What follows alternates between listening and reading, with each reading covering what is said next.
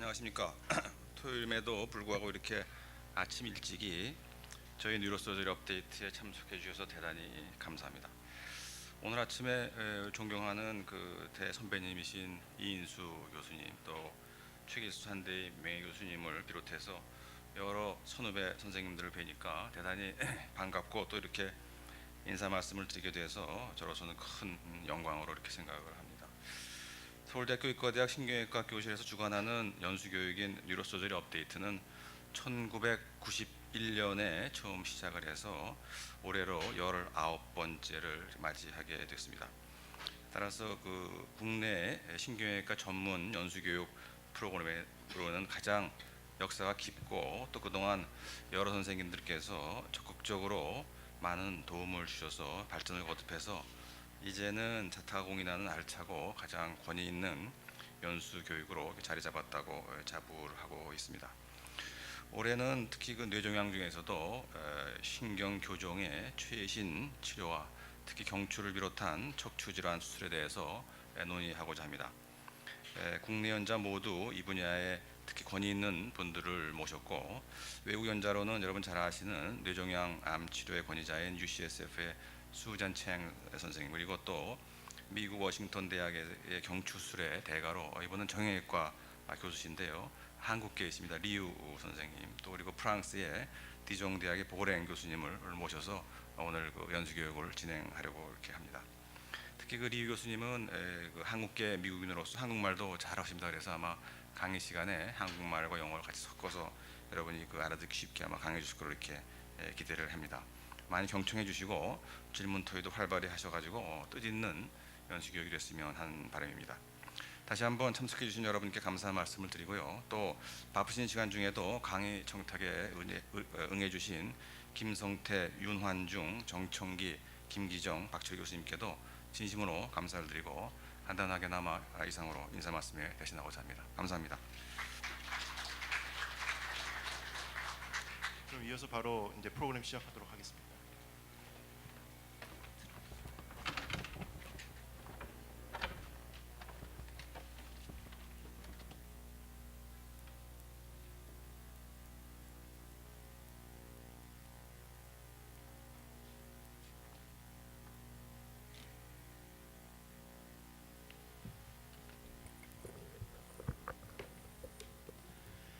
네, 안녕하십니까. 국립암센터 이승훈입니다. 저랑 같이 저장 맡게 될 성균관의대 남대현 선생님하고 이 세션을 맡게 됐습니다. 선생님들을 모시고 이렇게 선배님들과 우리 동료들 같이 있는 자리에서 2009년도 뉴로서지컬 업데이트 좌장을 이렇게 맡겨주셔서 감사합니다. 이번 연재는 아마 그 그리오마의 그 우리가 최근에 관심을 많이 불러일으키고 있는 MGMT하고 그다음에 진단에 있어서의 그 MRI 최근 업데이트, 그다음에 클리니컬 트라이얼에서 아주 알찬 우리한테 가장 관심이 있고 우리가 배워야 할 내용을 갖다 요약한 것 같습니다. 처음 첫 연재는 제가 진행을 하고 두 연재는 남대현 교수님한테 부탁드리도록 하겠습니다. 첫 번째는 그 박철기 선생님을 그 MGMT에 대한 팔로우 스토리입니다. 그래서 박 교수님 간단히 소개드리면 서울대 의과대학 졸업하셨고요. 그다음에 서울대학에서 레지던트, 인턴 레지던트 하시고 지금 서울대학 스태프로 계십니다.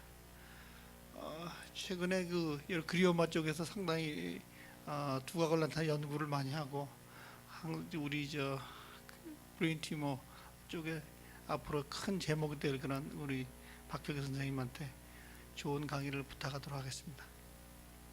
네, 감사합니다. 잘 들리나요? 그 오늘 제가 말씀드릴 내용은 그 MGMT에 대한 그 글리오마와 관련해서 그 얘기인데, 아마 굉장히 뭐 최근 한 5, 6년 동안 많이 얘기가 되어 왔고 모두 다 대부분 MGMT라는 것을 모르시는 분이 없을 정도로 이제 글리오마에 대해서는 뭐 독보적인 몰레큘러 마커로서 알려져 있는 그 몰레큘러 마커입니다. 근데 그 뒤로 이제 어떤 것들이 우리가 좀 더 알고 MGMT에서 알려진 것들이 어떤 것이 있는지 좀 조사를 해서 같이 좀 공부를 하는 기회를 마련했습니다. 먼저 이 MGMT 프로틴이라는 거는 그 그 DNA 리페어 프로틴으로서 뭐 어떤 뭐 뮤타제닉 어택이라든지 사이토톡식 에이전트에 의해서 그 5,6 구안인의 메틸기를 그 치료해주는 그 고쳐주는 그런 DNA 리페어를 하는 그런 프로틴입니다. 근데 이런 작용을 하지 않으면은 계속 이제 뮤테이션이 쌓여서 이제 캔서로 진행되기도 하고 그런 것도 있지만 어떤 우리가 치료하는 목적 측면에서 보면은 우리가 주로 쓰는 알킬레이팅 에이전트가 이런 뮤테이션을 만들어서 그 캔서를 죽이는 그런 역할을 하기 때문에 오히려 이런 이 DNA 리페어 프로틴이 치료하는 데 있어서는 방해가 되기도 합니다. 그래서 이 5,6 구안인에 있는 메틸기를 치료해주는 이 MGMT라는 프로틴은 우리가 주로 글리오마에서 많이 쓰고 있는 알킬레이팅 에이전트를 치료하는 데 있어서 좀 방해가 되는 그런 역할로서 많이 이제 부각이 되고 스터디가 되어 왔습니다. 이 프로틴은 그 본인이 그 자기가 이제 그 하나 메시기를 고치고 자기도 이제 수이사이드 리액션을 보여서 이제 말은 작용하면서 이제 컨섬션이 된다는 얘기죠. 어느 정도 이제 그 작용을 하면은 이제 MGMT 디플리션이 일어납니다. 그래서 좀 기간이 지나야 다시 또 생겨서 그 자기의 그 MGMT에 작용을 할 수 있는 그런 성격을 가지고 있는 프로틴이고 이 MGMT라는 지인의 구조를 보면은 여기 5개의 그 엑손과 이제 중간중간 인트론이 있는데 우리가 이 MGMT라는 지인에 있어서 어떤 걸 알고 있냐면은 이 CPG 아일랜드 프로모터 리전이 그 C하고 그 사이토신하고 구안인이 굉장히 그 밀집되어 있는 그런 부분이 있습니다. 그거를 이제 프로모터 리전의 이제 대표적인 그런 건데 거기에서 이제 이 진의 스위치 역할을 한다는 것을 알게 됐고 이 스위치가 ON이 되면은 이 진이 발현이 되고 OFF가 되면은 발현이 되지 않는다라는데 그 ON OFF의 그 중요한 역할을 하는 게 이 그 프로모터의 메틸레이션 여부가 굉장히 그 중요하다는 것을 알게 됐습니다. 이 CPG 아일랜드 그 사이토신 구간의 아일랜드를 찾는 거는 뭐 굉장히 뭐 쉽습니다. 그 여러 가지 이 MGMT 지인의 뭐 NCBI에서 그대로 그냥 그 베이스 페어 그 시퀀스를 그냥 다운 받아서 이런 CPG 아일랜드 서치라는 뭐 그런 프로그램이 있습니다. 웹사이트에 들어가 있는 그쪽에 이제 그 업로드를 시키고 여러 가지 이 CPG 아일랜드의 어느 조건에 맞는 조건들을 이렇게 하면은 그 알아서 이게 CPG 아일랜드를 찾아주는 그런 프로그램이 있는데 그런 걸 해서 찾아보면은 제가 이거 찾아본 바에 의하면 한 2개 정도의 CPG 아일랜드가 이 지인이 시작되기 전에 있는 것 같고 예를 들어서 이런 그 하나하나가 이제 사이토신과 구안인인데 그게 이렇게 밀집되어 있는 부분이 두 군데가 있다는 것입니다. 그래서 이 부분의 이제 메틸레이션 여부를 그 검사함으로써 이 진의 발현 여부를 추정해 볼 수 있는 그런 스터디들이 많이 되어 있습니다. 이 MGMT는 각 올건마다 굉장히 다양하게 익스프레션이 되는데 그리고 그 튜머마다도 다르게 익스프레션을 알고 있습니다. 익스프레션 되는 것으로 알려져 있습니다. 글리오마 같은 경우는 쭉 한번 스터디된 것들 보면은 약 한 30%에서 40% 정도가 MGMT가 익스프레션이 된다, 하이퍼메틸레이션이 된다, 하이퍼메틸레이션으로 보인다 그런 데 있습니다. 근데 실질적으로 요새 많이 리포트되는 걸 보면은 글리오블라스토마 같은 경우는 한 40%대의 그 프로모터의 메틸레이션을 보이는 걸로 알려져 있습니다. 이 MGMT는 뭐 다 아시겠지만 뭐 테무졸로마이드라는 약의 그 치료 효과를 프리딕션하는 아주 좋은 그 마커로서 이 메틸레이션 프로모터 메틸레이션이 돼 있으면은 서바이벌이 길어지고 같은 테무졸로마이드나 RT로 치료를 한다 하더라도 그 메틸레이션 돼 있지 않는 구는 예후가 굉장히 안 좋다는 거를 뭐 다 알고 굉장히 이제 다 상식화되는 얘기가 되겠고요. 그 기준으로서 우리가 알킬레이팅 에이전트를 썼을 때 이 MGMT가 빨리 이제 우리 알킬레이팅 에이전트의 작용을 무력화시키는 그런 기능이 MGMT 활성화돼 있으면은 아무래도 이 항암 효과가 떨어지기 때문에 그 예후가 좋지 않은 걸로 설명을 하고 있습니다. 그래서 여기까지는 뭐 MGMT에 대해서 모두 다 잘 알고 계시는 얘기가 되겠고 그 뒤로 이제 우리가 이제 클리니컬한 서바이벌이나 뭐 그런 거에 관련 없이 MGMT와 이제 우리 글리오마의 관계에 대해서 뭐 조금 저 깊이 알고 좀 궁금했던 것들을 몇 가지 이슈를 뽑아서 한번 공부를 해봤습니다. 첫 번째로 보면은 이 MGMT가 우리가 글리오마에서 하나 뽑아가지고 이 MGMT 액티베이션 여부, 하이퍼메세이션 여부를 보는데 어디서 뽑아도 다 똑같을 것이냐라는 거 하고, 이 치료를 함으로써 우리가 처음에 이제 튜머가 처음에 가지고 있던 그 MGMT 활성화 여부의 그 성격이 RT나 뭐 케모를 하면서 이게 변할 것이냐라는 거. 그리고 글리오블라스토마에서는 MGMT의 역할이 굉장히 잘 알려져 있는데 그럼 다른 글리오마는 어떨 것이냐, 올리고덴드로 글리오마나. 그리고 이 MGMT 어세스먼트를 하는 우리가 클리니컬 세팅에서 실질적으로 하는데 가장 좋은 방법이 무엇이 있겠는가라는 이 네 가지 정도의 주제로 오늘 얘기를 풀어가려고 합니다.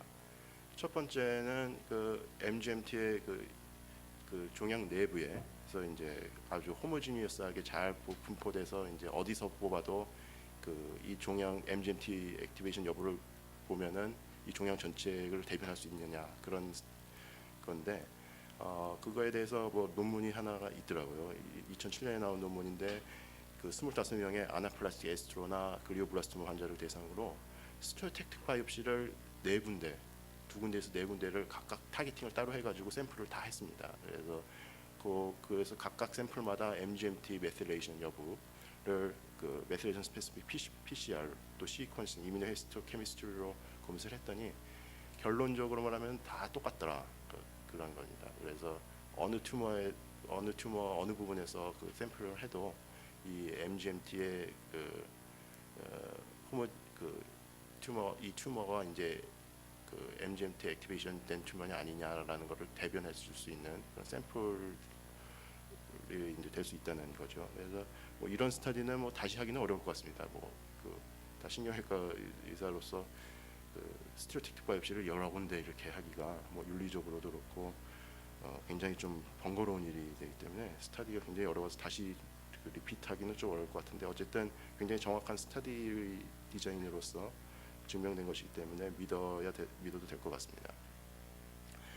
두 번째는 그 치료로 함에 따라서 MGMT의 그 프로모트 메틸레이션 여부가 변할 것이냐라는 건데, 이것도 논문이 있더라고요.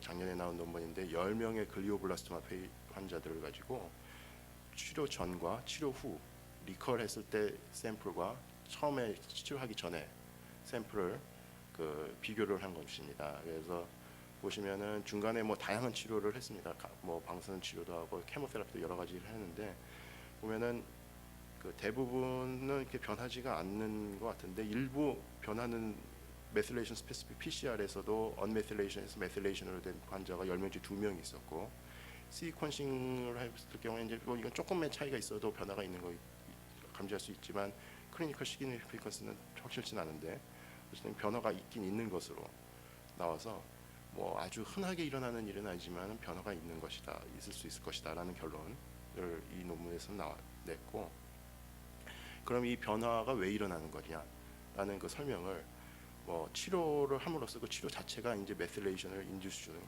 그 치료 자체가 이제 메실레이션을 이제 하게는 인덕션하는 그런 거가 있을 수 있겠고, 치료함으로써 이제 메실레이션된 셀 파푸레이션은 치료가 돼버리고 언메실레이션 셀 파푸레이션만 남아가지고 다시 자라나서 리커했다는 가설도 생각해 볼 수가 있겠습니다. 그 밖에는 뭐 튜머가 더 악성화, 비미분화가 돼가지고 이런 성격이 바뀌었다. 그리고 또 하나는 뭐 노멀 티슈가 컨테미네이션 돼서 이럴 수도 있다. 뭐 이런 뭐 이유들을 댈 수가 있겠고, 리저널 베리에이션이 안에 있을 것이다. 이건 아까하고 좀 배치된 얘기 때문에 뭐 그렇지는 않을 거라고 생각이 되는데 뭐 그런 것도 설명이 될 수 있겠습니다. 그래서 서울대학병원에서는 MGMT의 MSPCR, 메실레이션 스페시픽 PCR을 클리니컬하게는 완전히 루틴화로 쓰기는 걸 2006년 9월부터 했고, 2006년 9월부터는 대부분의 글리오마 환자에서 루틴으로 이제 MGMT MSPCR을 하고 있는데, 그 안에 그 환자들 중에 저희도 이런 비슷한 경험을 한 게 한 10명 정도 있어서 이 글리오블라스토마 환자들인데 10명의 환자들이 다 다양한 치료를 받았고 리컬했을 때 이 각 두 개의 샘플을 비교를 해봤을 때 저희는 뭐 크게 변화된 거를 발견하지 못했습니다. 그래서 한 환자가 뭐 굉장히 위크 메스레이션 된 환자가 있었는데 나중에 언메스레이션 된 걸로 나온 환자가 한 명 있었던 정도였고 나머지는 그 변화를 보지 못해서 아직까지는 뭐 케이스가 작아서 정확하게 결론 내리기 어렵지만 이 치료에 따라서 뭐 이 메스레이션 여부가 변화한다는 예거는 뭐 가능은 할 수 있는데 아직까지는 저희 경험에서 적어도 흔하게 일어나는 일은 아닌 것 같다라는 거를 알 수 있었습니다. 세 번째로 이제 올리고덴드로글리오마에서의 MGMT 프로모터 메스레이션 스테이터스는 어떨 것이냐. 여기 이탈리안 그룹에서 한 스터디가 있고 RTOG에서 한 스터디가 있는데 이 이탈리안 그룹에서는 뭐 67명의 아나플라스틱 올리고나 아나플라스틱 올리고 에스트로 환자에 의해서 그 MGMT 메스레이션 스페시픽 PCR 검사를 해봤더니 상당히 글리오블라스보다 많은 부분, 그 글리오블라스는 한 40%대인데 이게 한 70% 가까이 메실레이션이 보인다는 것을 알 수 있었고 RTOG 같은 경우에서도 그 비슷한 환자들인데 80%에서 이제 그 프로모터가 메실레이션 돼 있다. 그러니까 올리고에서는 아나플라스틱 올리고에서는 굉장히 프로모터 메실레이션이 흔하다라는 거를 알 수 있습니다. 근데 양쪽 다 이 글리오블라스토마와는 달리 MGMT 프로모터 메실레이션 여부가 서바이벌의 프리딕션을 그 중요한 인자로서는 밝혀지지 않습니다. 왜냐하면은 뭐 굉장히 메실레이션 여부된 포퓰레이션이 많기 때문에 그랬으리라고 생각이 되는데 또 한 논문을 보면은 그 23명의 올리고 환자에서 나중에 이제 이 올리고가 이제 프로그레션이 됐을 때 그 똑같은 환자들을 샘플을 다시 했을 때 그 두 개의 샘플을 비교한 논문이 있습니다. 근데 이 논문 재밌는 거는 처음에 그 진단 당시에 아나플라스틱이나 올리고 컴포넌트를 가진 그 튜머들에서는 언메실레이션 된 부분들이 많았는데 나중에 이제 그 프로그레션이 지나면 돼가지고 나중에 끝에 가서는 대부분 이렇게 메실레이션이 되더라라는 이런 논문이 있습니다. 그래서 이 논문에서 주장하는 거는 이 올리고에서 이 메실레이션 MGMT 프로모터 메실레이션은 굉장히 그 늦게 일어나는 그 프로세스의 하나일 것이다라는 그런 얘기를 해놨습니다. 그러니까 적어도 이제 처음에 그레이드 2 올리고 때는 MGMT 프로모터 메실레이션이 그렇게 흔하지는 않은데 나중에 이제 아나플라스틱 올리고라든지 적어도 올리고가 이제 많이 진행이 됐을 때 그때는 메실레이션이 많이 된다는 거죠.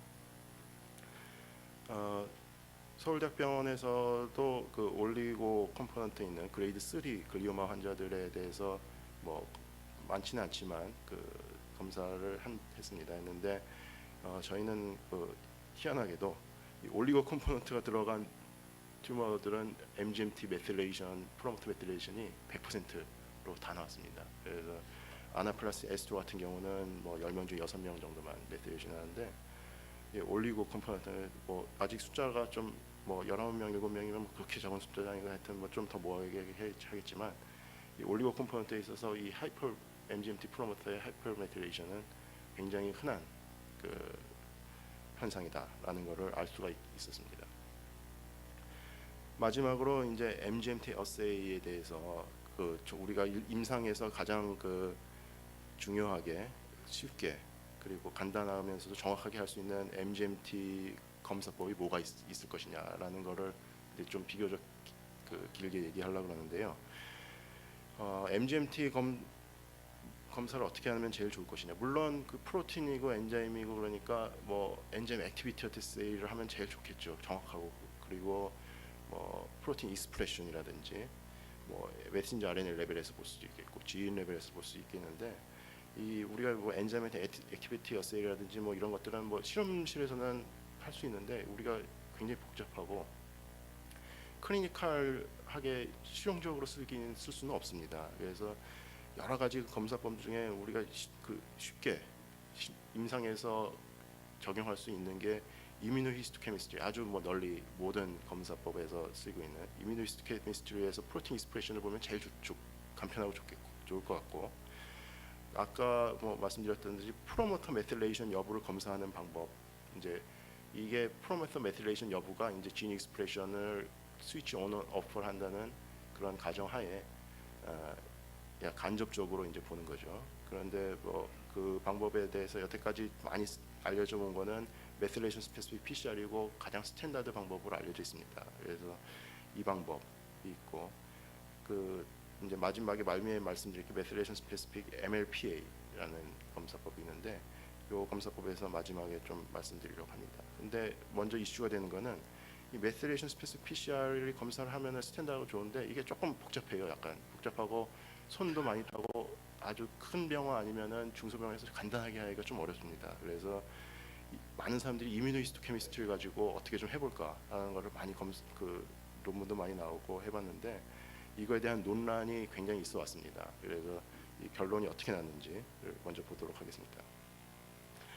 그 메틸레이션 하이 그레이드 글리오마에서 메틸레이션 스페시픽 PCR이 프로그노스틱 시그니피컨스가 있다 없다라는 것도 굉장히 그 논란거리가 되고, 그 뭐 많은 논문들이 그 하이 그레이드 글리오마에서 메틸레이션 스페시픽 PCR이 그 좋은 검사법이다, 아주 그 페이션트 서바이벌하고 코리레이션이 아주 좋다는 논문들이 있는 반면에 여러 가지 뭐 다른 알킬레이팅 에이전트, 이무스틴이나 칼무스틴 뭐 이런 것, 그 다른 그 알킬레이팅 에이전트 썼을 때 페이션트 서바이벌 관계가 없다라는 논문들도 있습니다. 그런데 많이 있는데 이 스터디 핵이 뭐 NEJM에 나왔고 그 프로스펙티브 스터디였고 가장 뭐 랜드마크 스터디였기 때문에 여기서 결론이 나버렸기 때문에 뭐 다른 스터디는 별로 그렇게 중요하지 않은 게 돼버렸어요. 그래서 이 스터디에서 완전히 그 증명이 된 것으로 생각하고, 대세는 이 메틸레이션 스페시픽 PCR이 하이 그레이드 글리오마에서 프로넥션 시그니피컨스의 아주 중요한 그 검사법으로서 자리를 잡게 된 것 같습니다. 그리고 그런 반면에 그 전부터 이제 또 이뮤노히스토케미스트리에 대해서 또 많은 논란건이 있었다고 얘기 드렸는데, 이뮤노히스토케미스트리 방법으로도 환자의 생존 기간하고 그 코릴레이션이 잘 맞더라 하는 논문도 굉장히 많이 있습니다. 물론 그 잘 맞지 않더라는 논문도 있지만, 그래서 이게 어떻게 굉장히 이 말 들으면 이게 맞는 거고 저 말 들으면 저게 맞는 거 같고 간편하게 쓰려면 이게 좋을 것 같은데 그 논란이 많이 있었죠. 그래서 그 아까 종지부를 찍기 위해서, 그런 논란의 종지부를 찍기 위해서 이 그룹은 그 유럽 EURTC 그룹 그쪽에 그 아까 그 스톱 그 그룹 했던 그 환자들, 그때 모았던 그 환자들을 대상으로 그 메틸레이션 스페시픽 PCR로 MGMT 프로모터 메틸레이션 여부를 한 검사법과 그 똑같은 환자들 대상으로 다시 이뮤노히스토케미스트리를 쭉 다시 다 해봐가지고 두 개를 그 비교를 해서 환자 서바이벌까지 봤습니다. 그랬더니 그 164명의 글리오블라스토마 환자의 티슈 마이크로를 가지고 이뮤노히스토케미스트리를 해봤더니 메틸레이션 스페시픽 PCR하고 이 이뮤노히스토케미스트리하고 두 개가 서로 맞지가 않아요, 잘. 그래서 메틸레이션 스페시픽 PCR에서 프로모터가 메틸레이션이 많이 돼 있으면은 이뮤노히스토케미스트리에서는 프로틴 익스프레션이 되지 말아야 되고, 메틸레이션 스페시픽 PCR에서 프로모터 메틸레이션이 언메틸레이션 돼 있으면은 익스프레션이 많이 돼야 되거든요, 이뮤노히스토케미스트리에서. 근데 그 두 개가 서로 맞지가 않다는, 잘 안 맞더라 하는 게 먼저 하나가 있었고, 그리고 이뮤노히스토케미스트리하고 환자 서바이벌하고 비교해봤더니 잘 안 맞더라. 메틸레이션 스페시픽 PCR은 굉장히 잘 맞았는데, 이런 결론을 냈습니다. 그래서 뭐 이것도 굉장히 많은 환자들이고 그 굉장히 그 좋은 그 페이션트 풀에서 검사를 한 거기 때문에 이걸로 어느 정도 그 정리가 됐다고 봐야 될 것 같습니다. 그래서 스탠다드는 메틸레이션 스페시픽 PCR 검사하는 게 아직은 뭐 이뮤노히스토케미스트리로 그 MGMT 액티베이션 여부를 검사해가지고 어디 가서 얘기를 하기는 좀 어려울 것 같아요. 그래서 그런 게 있었고, 이 MGMT 그 MSPCR하고 이뮤노히스토케미스트리하고 그 관계를 본 다른 논문들도 있었는데 그 두 개가 그 잘 맞더라 하는 논문이 한 개도 없습니다. 그래서 다 모든 게 잘 안 맞더라라는 게 논문이 대세가 되겠고, 저희도 그동안 글리오블라스토마 새로 진단된 글리오블라스토마 한 81명 환자에서 그 이뮤노히스토케미스트랑 MSP를 다 해봤는데 그 두 개가 맞는 비율이 한 42% 정도밖에 안 돼요. 그래서 뭐 반 이상이 뭐 사실은 이 메시레이션 PCR하고 이뮤노히스토케미스트리하고 잘 맞지가 않는다는 얘기죠. 그래서 뭐 결국에는 뭐 여러 가지 그 다른 논문들이나 그런 걸로 봤을 때 일단은 메틸레이션 스페시픽 PCR이 현재로서는 가장 스탠다드 검사법이라고 인정을 해줘야 될 것 같습니다. 그 왜 잘 안 맞느냐 그런 것들에 대해서는 여러 가지 뭐 설들이 있는 거죠. 있는데 뭐 그 MGMT 프로틴이 이제 네오플라스틱 셀이 아닌 다른 셀들에서 이제 익스프레션 된 것이 컨테미네이션 돼서 그렇다. 그리고 뭐 MGMT 프로모터가 그 더블 스팀에서 한쪽 알러링 모노알러릭 메틸레이션이 돼서 그 교란시킨다 검사를. 그리고 그 실제로는 처음에 그 이뮤노히스토케미스트리에서 그 스테인이 되지 않았던 그 네오플라스틱 셀이 나중에 뭐 레디에이션이나 뭐 그런 것들에 의해서 그 익스프레션이 뒤늦게 되더라. 뭐 그런 현상도 보고한 것들이 있고, 그리고 스테로이드 같은 것들을 이제 수술 전이나 이런 거 썼을 때 업레귤레이션이 되는 그런 현상들도 많이 알려져 있고요. 그리고 다른 거는 MGMT 프로틴 익스프레션을 제어하는 게 우리가 알고 있는 CpG 아일랜드 하이퍼메틸레이션 말고 다른 어떤 메커니즘이 있을 것이다라는 가설인데 뭐 P53 관련해서 그런 논문들이 좀 나오고 있는 것 같습니다. 이 메틸레이션 스페시픽 PCR이라고 하는 방법은 DNA를 이제 뽑아가지고 처음에 이 바이설파이트 트리트먼트를 해야 됩니다. 이게 보면은 이 사이토신을 바이설파이트 트리트먼트 유라실로 다 바뀌는데 이 메틸레이션된 사이토신은 바뀌지를 않아요. 그래서 요 두 개의 차이의 그 프라이머를 각각에 붙여가지고 요 두 개의 차이를 보고 봐서 이제 메틸레이션 여부를 간접적으로 디텍트하는 그런 방법이 되겠습니다. 그래서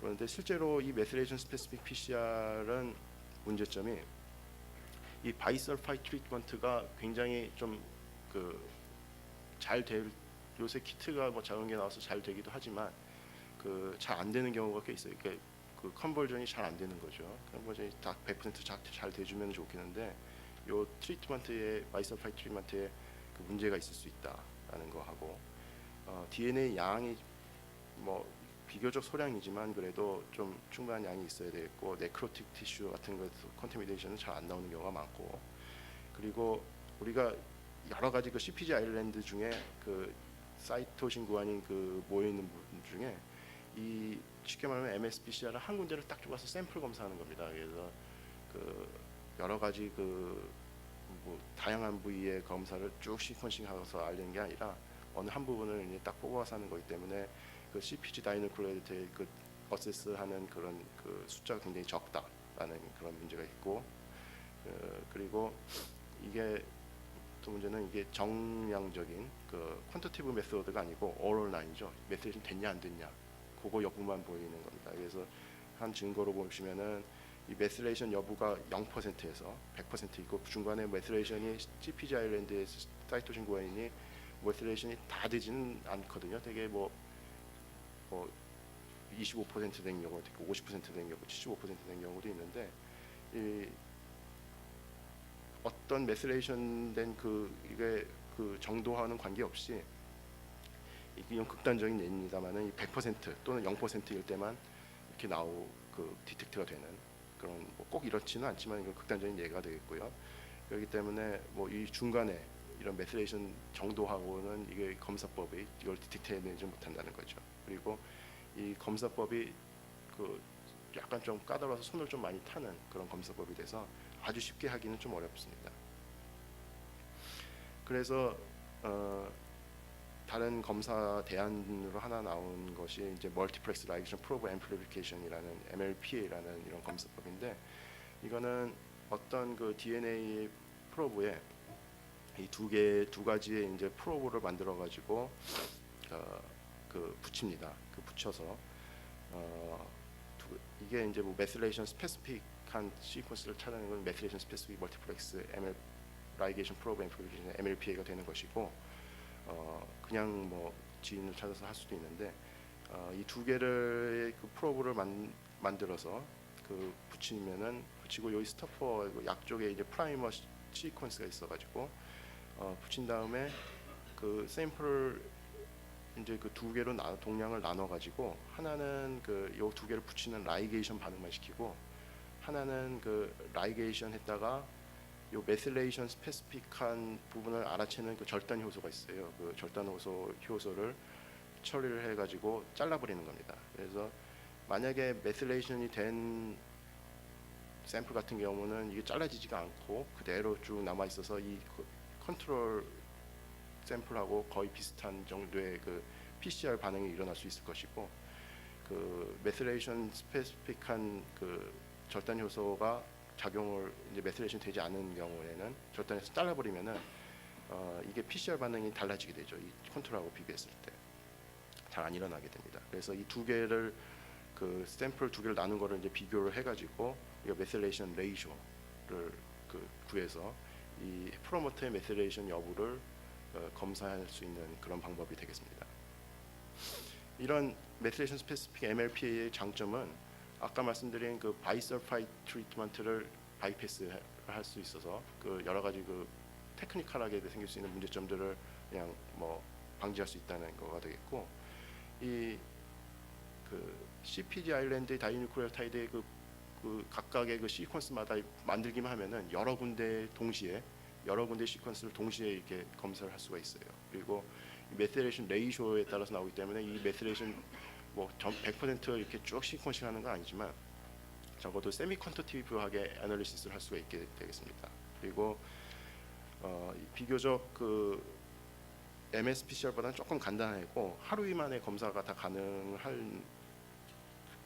그리고 동시에 여러 개 그 MGMT뿐만 아니라 다른 지인들도 동시에 검사가 가능하게 됩니다. 그리고 카피 넘버 애널리시스도 할 수가 있고, 그리고 비교적 아주 스몰 DNA 볼륨 샘플이 필요하기 때문에 아주 민감도가 높은 검사가 되겠고, 그 한 개의 싱글 뉴클레오타이드가 달라도 감지해낼 수 있는 아주 민감도가 굉장히 좋은 검사법이 되겠습니다. 실제로 그 예를 보여드리면은 이게 그 메실레이션 된 MGMT 프로모터 DNA 가지고 해본 건데, 그러면은 이게 절단 효소를 처리한 것이고 안 한 것인데, 메실레이션 된 것들은 이 절단 효소가 자르지를 못해요. 그 프로브를 자르지 못해서 PCR 반응이 그냥 다 일어나 버립니다. 그래서 이 컨트롤하고 비교를 보면은 거의 비율이 비슷한 거를 알 수 있습니다. 이거 보시면은 여기 세 개가 MGMT에 대해서 이 세 가지의 프로브를 쓰는 겁니다. CPG 아일랜드에 뭐 더 쓸 수도 있는데, 이 세 군데의 프로모터 중에 MGMT 프로모터의 세 군데를 골라가지고 프로브를 붙여서 해본 건데, 이 세 군데를 이제 평균을 내서 이 메실레이션 레이쇼를 구하면은 0.98, 거의 그 컨트롤하고 비교했을 때 거의 차이가 없다는 얘기가 되었고, 물론 그 밖에 그 다른 진들에 대해서도 뭐 같이 검사를 할 수가 있습니다. 그 언메실레이션 된 그 MGMT 프로모터를 예를 들어 보면은 이 컨트롤은 이렇게 피크가 이렇게 나왔는데, 그 언메실레이션 된 경우에는 이제 그 절단 요소 다 잘라버려 가지고 PCR 반응이 잘 안 일어났습니다. 그래서 굉장히 피크가 작게 나왔죠.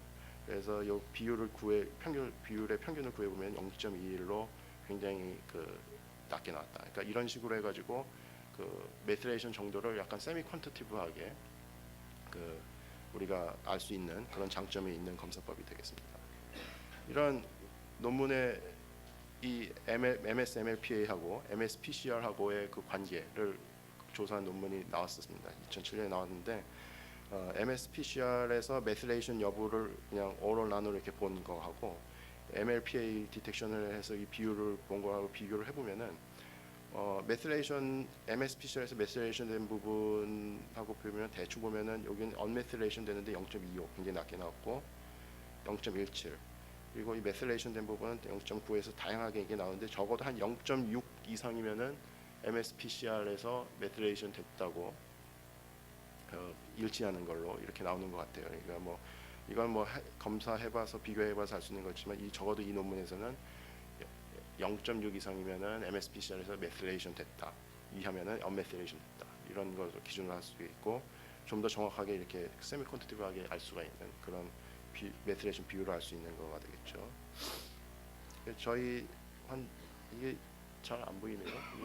근데 환자의 MSPCR을 했는데 이 환자는 언메실레이션 된 것으로 이렇게 흐리게 나왔습니다. 그래서 보통 이렇게 진하게 나오기도 흐리게 나오기도 하지만 이거를 뭐 우리가 MSPCR에서 퀀티티브하게 볼 수 있는 방법이 없기 때문에 뭐 언메실레이션 된다고 판정은 하지만 그 굉장히 좀 애매하죠. 그런데 이걸 MLPA를 해보면은 이게 그 효소 처리를 한 거기 안 한 것을 비교를 했을 때 이 메실레이션 레이쇼로 비교하면 0.58 아슬아슬하게 이제 언메실레이션 아까 기준으로 보면은 된 정도로 봐서 뭐 언메실레이션 되긴 됐지만 적어도 한 절반 정도는 뭐 메실레이션 됐다 그런 정도로 그 판정을 할 수 있는 그런 방법이 되겠습니다. 그래서 결론적으로 아까 말씀드렸던 그 네 가지 주제에 대해서 정리를 해보면은 그 MGMT에 따른 인트라튜머럴 호모지니티는 굉장히 호모지니어스하다 하는 거, 그리고 MGMT의 그 치료에 따라서 MGMT 프로모터 메시레이션 여부가 변하느냐는 뭐 그럴 가능성은 있지만 그렇게 흔하게 일어나는 건 아닌 것 같다라는 거. 그 올리고덴드로글리오마에서 MGMT의 건 어떠냐라는 거는 뭐 아나플라스틱이나 그런 레이트 적어도 레이트 올리고에서는 굉장히 하이퍼메틸레이션 된 비율이 굉장히 높고 흔하게 일어나는 일이다라는 거. 그리고 MGMT 검사법의 가장 좋은 방법이 뭐냐? 현재로 쓰는 MSPCR인데 이걸 MLPA라는 MSMLP를 잘 이용하면은 클리니컬하게 좀 더 쉽고 정확하게 할 수 있는 방법이 있지 않을까라는 것으로 얘기를 정리하도록 하겠습니다. 감사합니다. 네, 감사합니다. MGMT에 대한 최근의 커런트 이슈에 대해서 아주 정리를 잘 해주신 것 같습니다. 뭐 시간이 조금 지났지만 질문 있으면 한 분 정도만 받았으면 좋겠습니다. 네, 홍일 교수.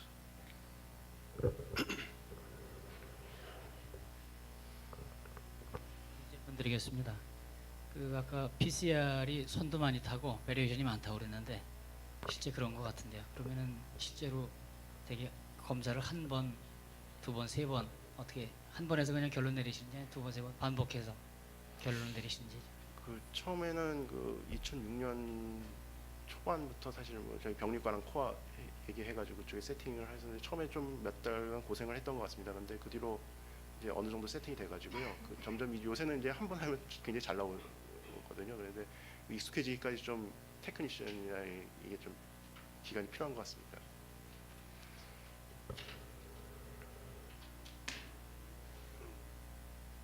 더 코멘트 없으시면 수잔 창은 do you have any comment on MGMT subject?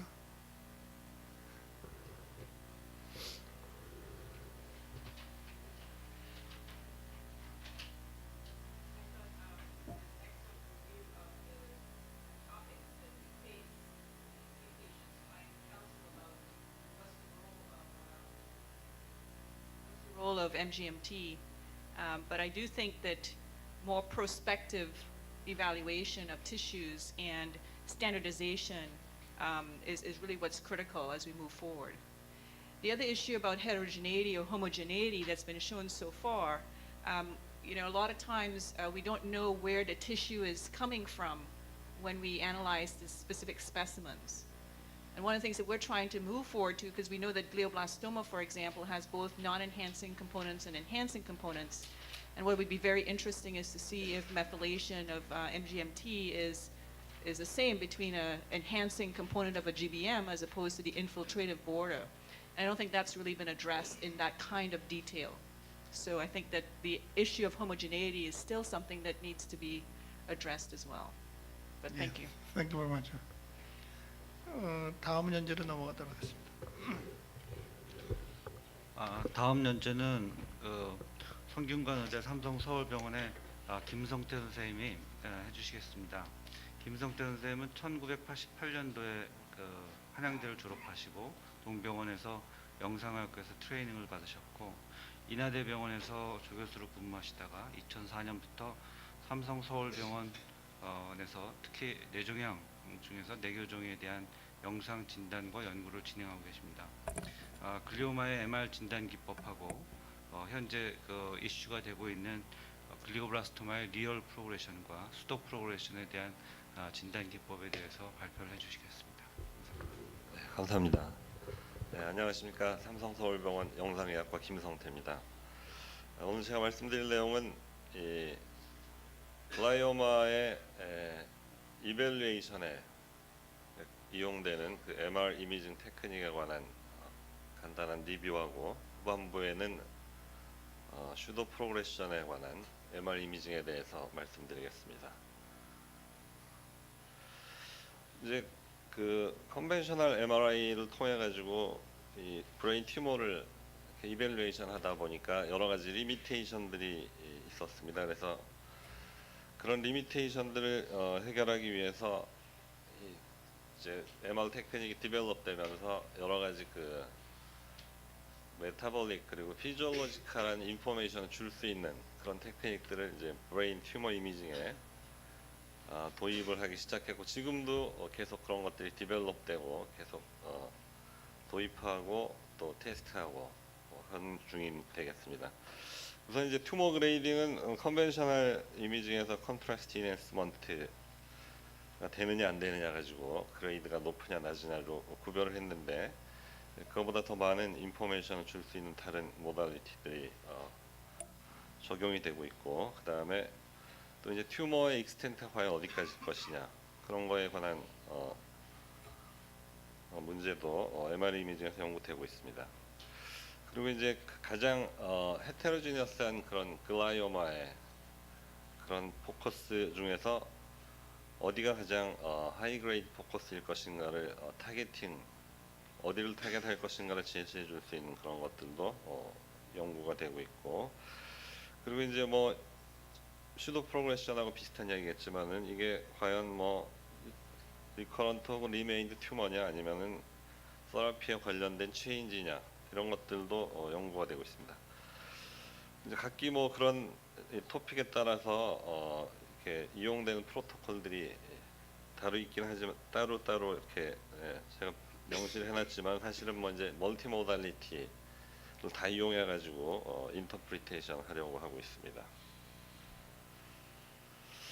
우선 이제 디퓨전 웨이티드 이미지는 이렇게 익스트라셀룰라 스페이스가 얼마나 넓은가, 거기서 이제 물 분자가 얼마나 자유롭게 움직일 수 있느냐를 MR 이미징으로 나타내는 거죠. 그래서 그런 것들을 통해 가지고 튜머의 그레이드, 그러니까 셀룰라리티를 반영하는 튜머 그레이드를 알 수가 있고, 나중에 말씀드리겠지만 포스트 오퍼러티브 인저리를 평가할 수가 있고, 또 이제 그 튜머 주위에 인핸스되는 튜머 주위에 그런 이디마 과연 여기에 튜머 셀이 섞여 있느냐 뭐 이런 것들을 볼 수 있습니다. 그리고 이제 디퓨전 웨이티드 이미지를 응용한 DTI에서는 화이트 매터 트랙트의 인티그리티를 보고 그게 튜머와의 어떤 관계, 어나토미컬리 어떤 관계에 있을 것인가 이런 것들 이밸루에이션 합니다.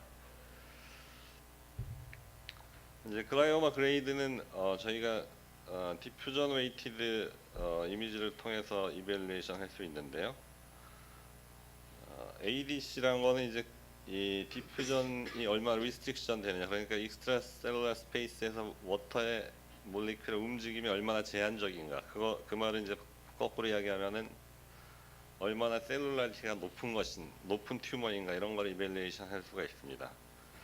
그래서 이건 뭐 플레어 이미지이긴 한데요. 그레이드 2에서부터 4까지의 튜머가 있습니다.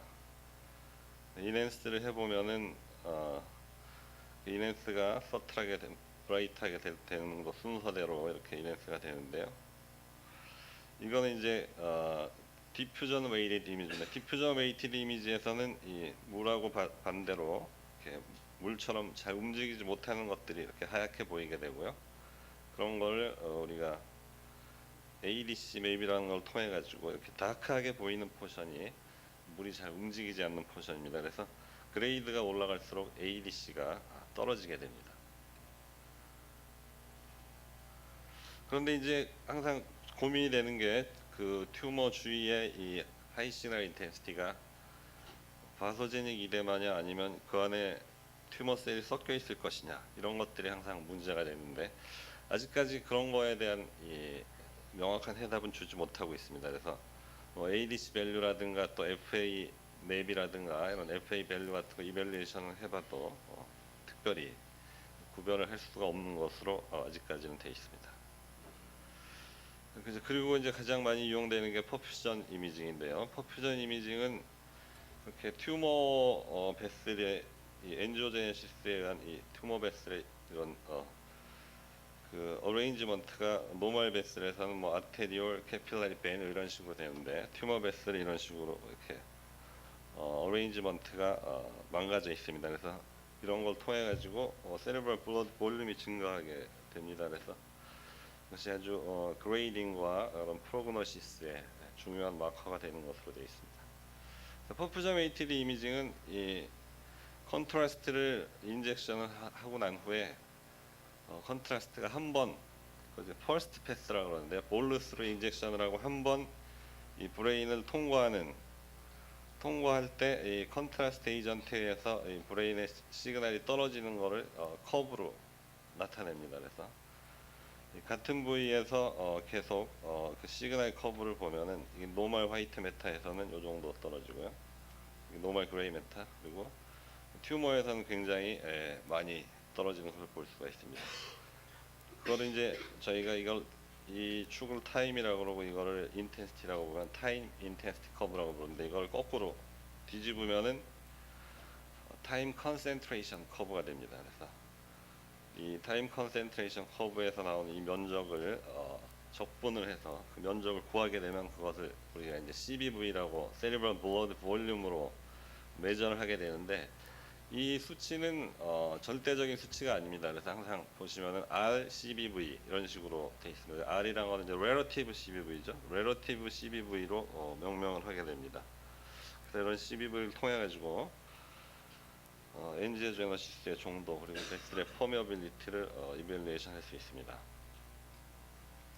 그래서 이제 에스트로사이토마에서는 뭐 그레이드가 올라갈수록 CBV가 올라가는 것으로 되어 있고요.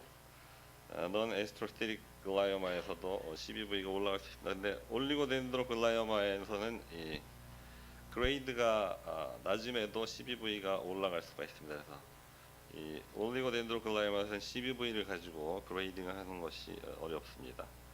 그리고 이제 뭐 메타스타시스나 메닌지오마 같이 원래 BBB가 없는 그런 조직에서 오리진한 튜머에서는 세레브럴 블러드 볼륨이 굉장히 많이 올라가게 되어 있습니다. 그리고 이제 이 그레이딩뿐만 아니라 뭐 글라이오블라스토마나 메타스타시스를 감별하는데 이용을 할 수도 있고요. 혹은 이게 튜머인지 튜머가 아닌지, 그리고 또 튜머 프로그레션인지, 뭐 레디에이션 네크로시스나 아니면 트리트먼트에 관련된 리스폰스인지 이런 것들을 이밸루에이션 하는데 이용할 수 있습니다. 그리고 클리니컬 아웃컴을 프리딕션 하는데도 이용하려고 하고 있습니다. 이제 에스트로사이토마 그레이드인데요. 그레이드가 이렇게 올라갈수록 세레브럴 블러드 볼륨이 이렇게 증가하는 걸 볼 수 있습니다. 이 커브를 보시면 이제 타임 인텐시티 커브인데요. 이 면적을 저희가 이렇게 계산을 해서 CBV로 나타냅니다. 여기서 보시면은 이 커브가 이제 오리지널 커브인데요. 이거를 피팅을 이런 식으로 합니다. 근데 이제 이 시그널이 처음처럼 다시 돌아오지 못하는 이유는 이 튜머 베슬의 그 리키니스 때문에 컨트라스트가 익스트라셀룰라 스페이스로 빠지게 됩니다. 그래서 빠져 있는 컨트라스트가 남아 있기 때문에 다시 처음으로 돌아오지 못합니다. 그래서 이 부분은 이 퍼미어빌리티하고 관계가 있는 포션이 되겠습니다. 그래서 이걸 메저해서 퍼미어빌리티를 계산할 수도 있습니다. 뭐 이렇게 이제 이 환자의 경우에는 뭐 이넨스가 안 되는 멀티포칼한 리전이 있었고요. 그래서 그냥 컨벤셔널 이미지만 보면은 뭐 로그레이드라고 할 수도 있지만은 세레브럴 블러드 볼륨 맵에서 보면은 이렇게 증가된 포션이 있었습니다. 5개월 뒤에 팔로우업을 했더니 그 부분이 이렇게 아주 프랭크한 이넨스먼트가 보이고 세레브럴 블러드 볼륨이 더 많이 증가가 되어 있습니다. 그래서 이넨스가 되지 않는 포션의 그런 그레이딩을 하는데 많은 정보를 얻을 수가 있습니다.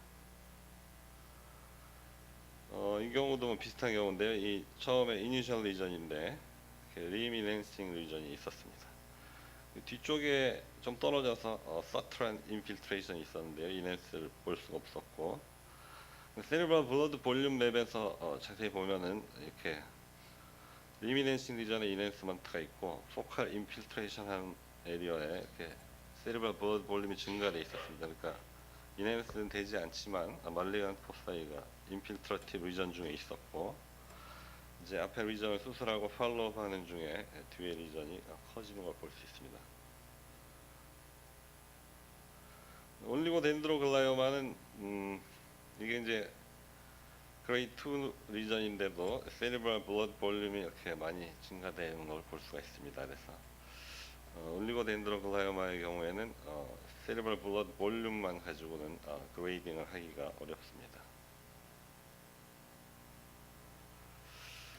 이거는 뭐 글라이오블라스톰하고 메타스타시스를 구별할 수 있다라는 논문인데요.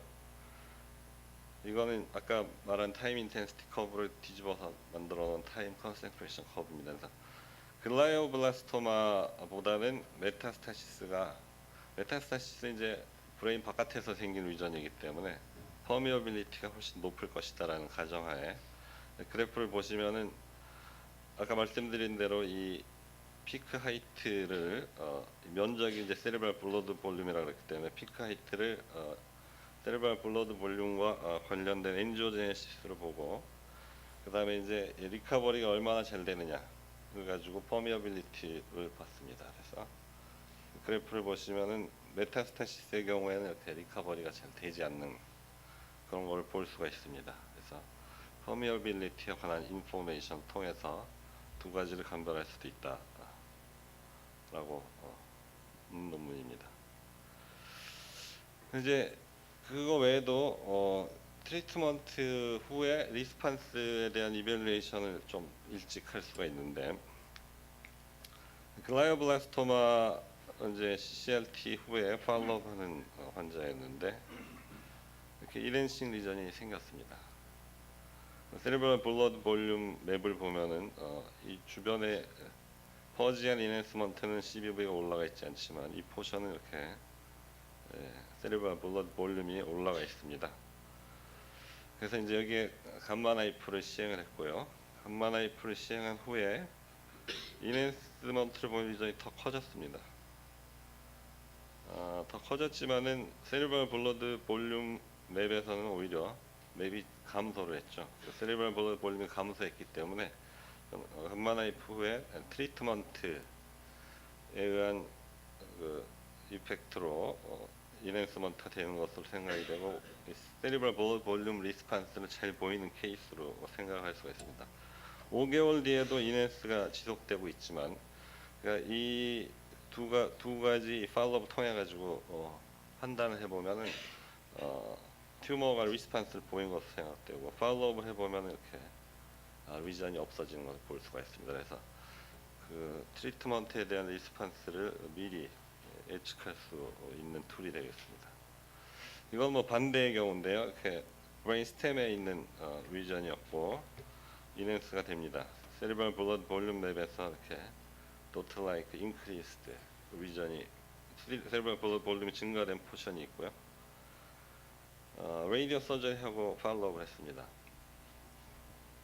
1개월째 찍었는데 오히려 더 세리브럴 볼륨이 증가됐습니다. 그래서 뒤에 다시 1개월 뒤에 팔로우를 하니까 리전이 커지는 걸 볼 수 있습니다. 그래서 이 경우는 이제 리스판스를 보이지 않는 그런 거에 대한 인포메이션을 저희가 세리브럴 블러드 볼륨을 통해 가지고 얻을 수가 있습니다.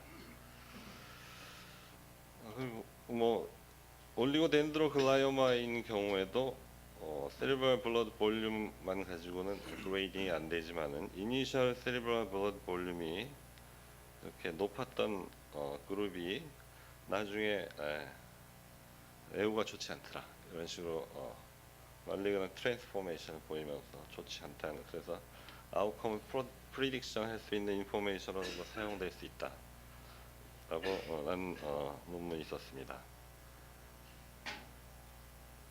근데 이제 이런 퍼퓨전 웨이티드 이미징에 좀 몇 가지 고려해봐야 될 사항인데, 이건 이제 테크니컬 애스펙트에서 어떤 시퀀스가 가장 좋은 시퀀스냐, 그리고 포스트 프로세싱에서 뭔가 커렉션을 하지 않으면 좀 결과가 잘못 나올 수도 있습니다. 그리고 정말 이 RCBV가 엔지오제네시스하고 코릴레이션이 잘 되느냐 이런 것들을 고려를 해봐야 되겠습니다.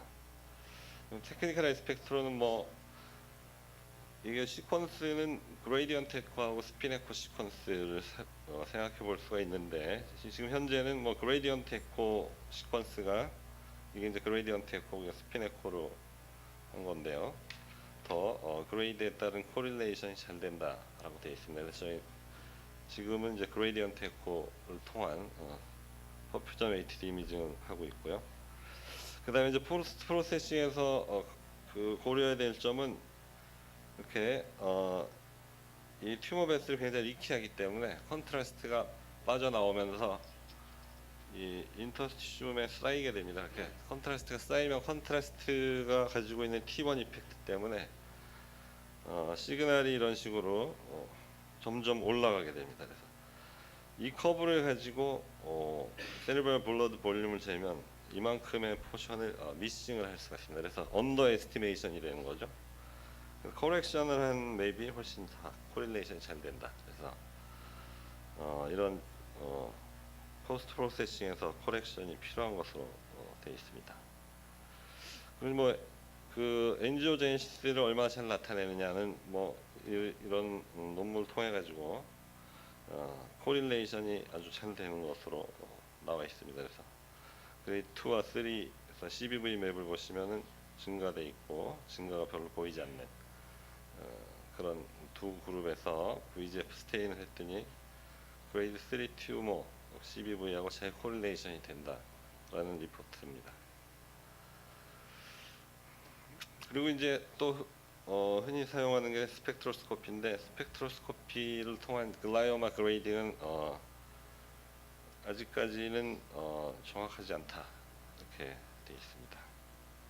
그리고 이제 뭐 therapy related change에서 이게 튜머냐 아니면은 therapy related change냐를 이밸루에이션 하는데 역시 뭐 콜린 피크와 콜린 피크의 양을 가지고 어느 정도 이상이면 튜머가 남아 있는 것으로 생각을 하고 있습니다. 근데 이제 뭐 최근에는 락테이트 피크가 중요하다. 왜냐하면 락테이트 피크는 이렇게 하이폭식 메타볼리즘이 있는 데서 만들어지기 때문에 락테이트 피크가 보이면 바이어블 튜머가 남아 있는 것으로 생각해야 된다로 되어 있습니다. 뭐 튜머 그레이딩은 뭐 그레이드 3, 4 이렇게 정확히 나눌 수는 없지만 스펙트로스코피로 그레이드가 높아질수록 이 크레아틴에 비해서 콜린이 높습니다. 그리고 리피드 락테이트 피크가 더 높게 나오게 됩니다. 그런데 이제 스펙트로스코피의 문제점이 이게 세 가지 튜머들을 스펙트로스코피를 한 건데 스펙트럼이 다 비슷합니다. 콜린이 굉장히 높고 리피드 락테이트도 상당히 높습니다. 근데 이런 세 가지 튜머였는데요. 밑에 거는 글라이오블라스토마, 가운데는 림포마, 그리고 맨 마지막 올리고덴드로글라이오마였습니다. 그래서 튜머 간에 감별하는데 전혀 도움이 안 되는 그런 툴이 되겠습니다. 그래서 저희는 뭐 별로 스펙트로스코피를 튜머 이밸루에이션에 많이 사용하지는 않고 있습니다. 이제 레디에이션 후에 이런 리전에다가 이렇게 싱글 복셀로 스펙트로스코피를 해보면은 콜린은 아까 크레아틴에 비해서 2대 1이 안 되고 리피드 락테이트 섞여서 이렇게 피크가 나옵니다. NA는 떨어져 있고 이게 그냥 레디에이션에 의한 체인지인지 튜머의 프로그레션인지 뭐 아니면 튜머가 남아 있는 건지 이밸루에이션 하기가 좀 어렵습니다. 그래서 이런 경우에는 저희가 멀티복셀 스터디를 하게 됩니다. 그래서 멀티복셀 스터디 이거는 이제 ADC 맵이고요. 이거는 세리브럴 블러드 볼륨 맵입니다. 그래서 그 멀티복셀 스터디에서 보시면은 이 부위죠. ADC가 감소되어 있는 포션. 그리고 그 부위는 이렇게 세리브럴 블러드 볼륨이 증가되어 있는 포션입니다. 그 부위의 복셀을 보면은 스펙트로스코피에서 이런 식으로 콜린이 굉장히 증가되어 있는. 그래서 저 부위는 바이어블 튜머가 남아 있다라고 알 수가 있습니다. 그리고 뭐 이 부위도 마찬가지인데요. ADC가 이렇게 더틀라이크하게 감소가 되어 있고, 그 그 부위에 이렇게 세리브럴 블러드 볼륨이 포컬하게 올라가 있습니다. 그 부위를 이렇게 해보면 역시 또 콜린이 크레틴에 비해서 이렇게 높게 나오는 걸 알 수가 있습니다. 그래서 결국은 이제 그 글라이오마 이미징은 이런 식으로 멀티모달리티를 이용한 복셀 베이스드 어프로치가 돼야 된다고 생각합니다. 그다음에 이제 슈도 프로그레션에 대해서 말씀드려요. 슈도 프로그레션은 이렇게 트리트먼트 후에 새로 인핸스먼트가 생기는 것을 말하는데 그 한 20% 정도에서 테모졸로마이드 CCRT 후에 생기는 것으로 되어 있고요. 대개 이제 6개월 내에 발현하는 것으로 되어 있습니다. 근데 아무런 에디셔널 트리트먼트 없이도 사이즈가 줄어들고 대개는 클리니컬리 아시프토마틱하고, 근데 이거는 이제 튜머 프로그레션이 아니라 트리트먼트에 의한 리스폰스로 베슬월의 퍼미어빌티 증가에 따른 컨트라스트 리퀴지에서 생기는 리전입니다.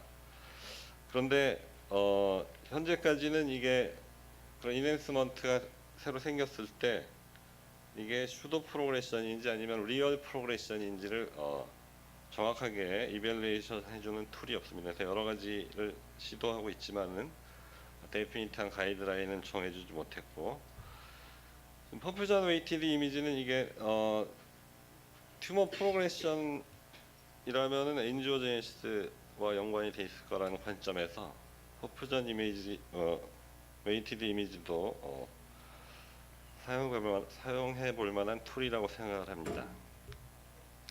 그래서 이제 프리오피에서 이런 튜머였고요. 수술을 했습니다. 제거했는데 요 포션이 커졌습니다. 이렇게 포스트업 이미디엇 포스트업이고요. CCRT 후에 팔로우반 이미지에서 그 부위가 더 커졌습니다. 그런데 3개월 후에 보니까 사이즈가 줄어들었죠. 그래서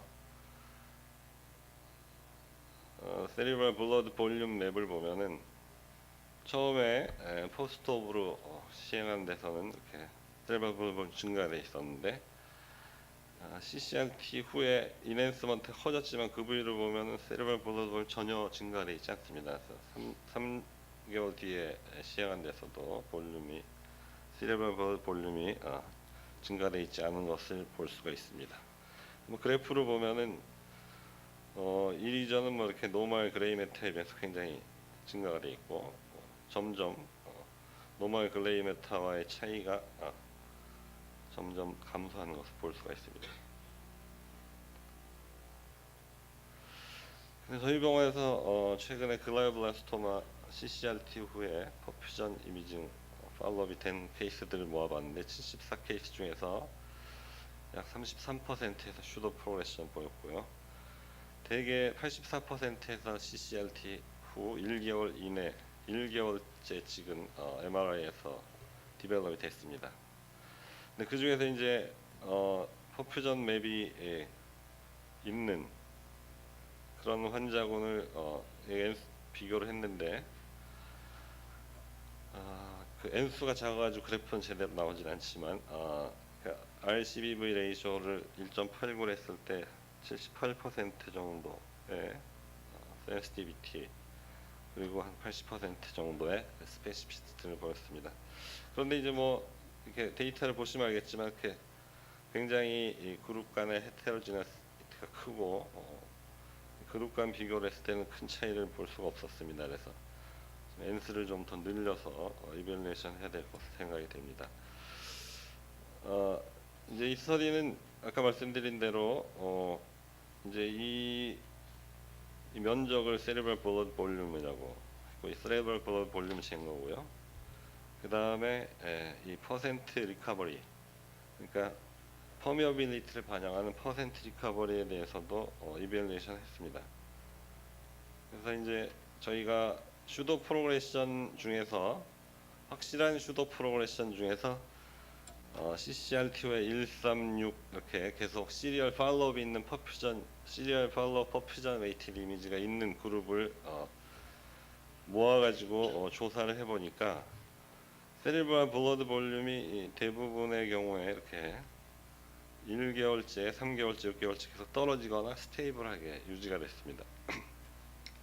퍼센트 리커버리는 이제 이 퍼센트 리커버리가 높을수록 퍼미어빌리티가 낮은 거죠. 근데 퍼미어빌리티의 경우는 계속 6개월까지 팔로우를 했는데 이 방향이 계속 떨어지는 방향으로 나왔습니다. 그래서 이제 이걸 보면은 이 튜머 리커런스가 되더라도 튜머 프로그레션 하면은 뭐 세리브럴 블러드 볼륨 및 퍼미어빌리티가 다 증가하기 때문에 퍼미어빌리티는 아마 두 개를 구별하는데 별로 도움이 안 될 거로 생각이 되고요. 세리브럴 블러드 볼륨은 두 가지가 차이를 보일 수 있을 거로 생각이 됩니다. 근데 그 중에서 한 케이스는 이런 식으로 굉장히 6개월째 세리브럴 블러드 볼륨이 증가했는데요. 이거는 나중에 케이스를 보여드리겠습니다. 이거는 이제 슈도 프로그레션 아니고 6개월째 리커를 한 케이스가 되겠는데요. 이 경우는 이제 136으로 팔로우를 했는데 1개월째 인핸스된 리전이 점점 인핸스가 없어지고 세리브럴 블러드 볼륨도 계속 낮아지는 것을 볼 수가 있습니다. 전형적인 슈도 프로그레션이고요. 이거는 이제 아까 그 6개월째 세리브럴 블러드 볼륨이 굉장히 증가했다는 케이스인데 이게 1개월째 이런 인핸싱 리전이 있었습니다. 그런데 3개월째 인핸싱 리전이 더 커졌고요. 6개월째 팔로우 했을 때는 인핸싱 리전이 없어지고 요거만 남았습니다. 그래서 그냥 컨벤션 이미지를 보면 슈도 프로그레이션이었구나 이렇게 이야기할 수 있을 것 같은데 세리브럴 블러드 볼륨 맵을 보면은 이렇게 볼륨이 증가되지 않은 포션이 없었는데 지금 이 인핸스된 포션은 이렇게 볼륨 증가를 보이는 포션이 생겼습니다. 그래서 이제 이 부분에 세리브럴 블러드 볼륨이 증가해서 이때 슈도 프로그레션이었다가 그 중에 일부에서 이렇게 튜머 셀이 남아서 프로그레션을 보이는 걸로 생각이 됩니다. 그 뒤에 이제 3개월 뒤에 팔로우 했을 때 이렇게 튜머가 프로그레션 되면서 커지는 것을 볼 수가 있습니다. 그래서 슈도 프로그레션에서는 대개 1개월 이내에 생기고 3개월째부터 세리브럴 블러드 볼륨이 감소하거나 혹은 스테이블해지고요. 퍼미어빌리티의 경우에는 노멀라이즈 되지 않고 계속 증가하는 방향으로 나타났습니다. 근데 이제 그래서 다시 생각을 해보면은 새로운 인핸싱 리전이 나타났을 때 그 인핸싱 리전의 정체는 이 세 가지가 되겠습니다. 그래서 포스트 오퍼레이티브 인저리 그리고 슈도 프로그레션, 리얼 튜머 프로그레션. 근데 이런 것들이 헤테로지니어스하게 믹스돼 있을 가능성이 높습니다. 그래서 포스트 오퍼레이티브 인저리는 이제 서지컬 트라우마나 베스큘라 인저리 등 통해 가지고 포스트오피 인핸스가 되는 건데요. 이건 이제 이런 튜머를 수술했는데 한 달 뒤에 팔로우를 했더니 이렇게 인핸스 되는 포션이 있었습니다. 그리고 계속 팔로우를 해봤더니 이렇게 인핸스 없어졌는데 실제로 이미디엇 포스트옵 필름을 보면 이렇게 디퓨전 웨이티드 이미지에서 이런 트라우마를 통해 가지고 디퓨전 리스트릭션을 보이는 에리어가 있었습니다. 그래서 그 부위하고 이 부위가 일치를 하게 됩니다. 그래서 이미디엇 포스트옵 필름이 팔로우 이미지에서 인핸스되는 포션을 인터프리테이션 하는데 아주 중요하다. 그래서 이게 꼭 필요하다고 생각이 됩니다. 그래서 이제 그런 관계로 여러 가지 리전이 이렇게 섞여 있기 때문에 저희가 흔히 사용하는 핫스팟 메소드라는 하는 거는 이렇게 가장 세리브럴 블러드 볼륨이 높은 포션을 로이를 잡아가지고 반대쪽에 언어펙티드 에리어의 세리브럴 블러드 볼륨과 나눠서 레이쇼로 나타내는 겁니다. 그래서 이렇게 이제 프리옵 튜머 이벨레이션에서 어느 포션 가장 세리브럴 블러드 볼륨이 높은 포션을 지적을 해서 그레이드를 말해주는 건데요. 그런데 그 치료 과정에서 생긴 인핸스먼트는 여러 가지가 믹스되어 있기 때문에 그런 핫스팟 메소드로는 그 인핸스먼트가 가지고 있는 모든 복셀의 특징을 설명해 주기가 힘듭니다.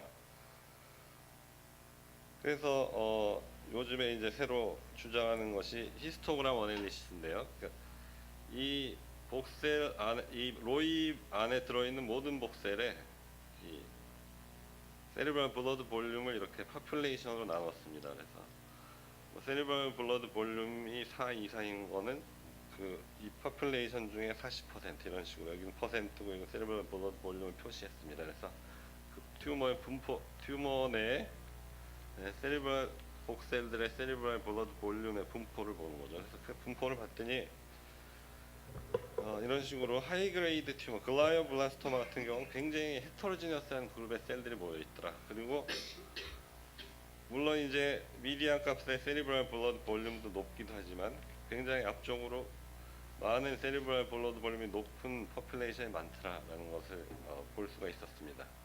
그래서 저희 케이스도 그런 식으로 거꾸로 리뷰를 해보면은 처음에 이제 CCRT와 1개월 후에 찍은 인핸스먼트는 이게 이제 CCRT 하기 전에 이미디어 포스트업으로 찍은 디퓨전 웨이티드 이미지인데요. 여기 보면 이렇게 다크 시그널에 ADC 리스트릭션이 있습니다. 그 부위하고 일치하는 것을 알 수가 있고요.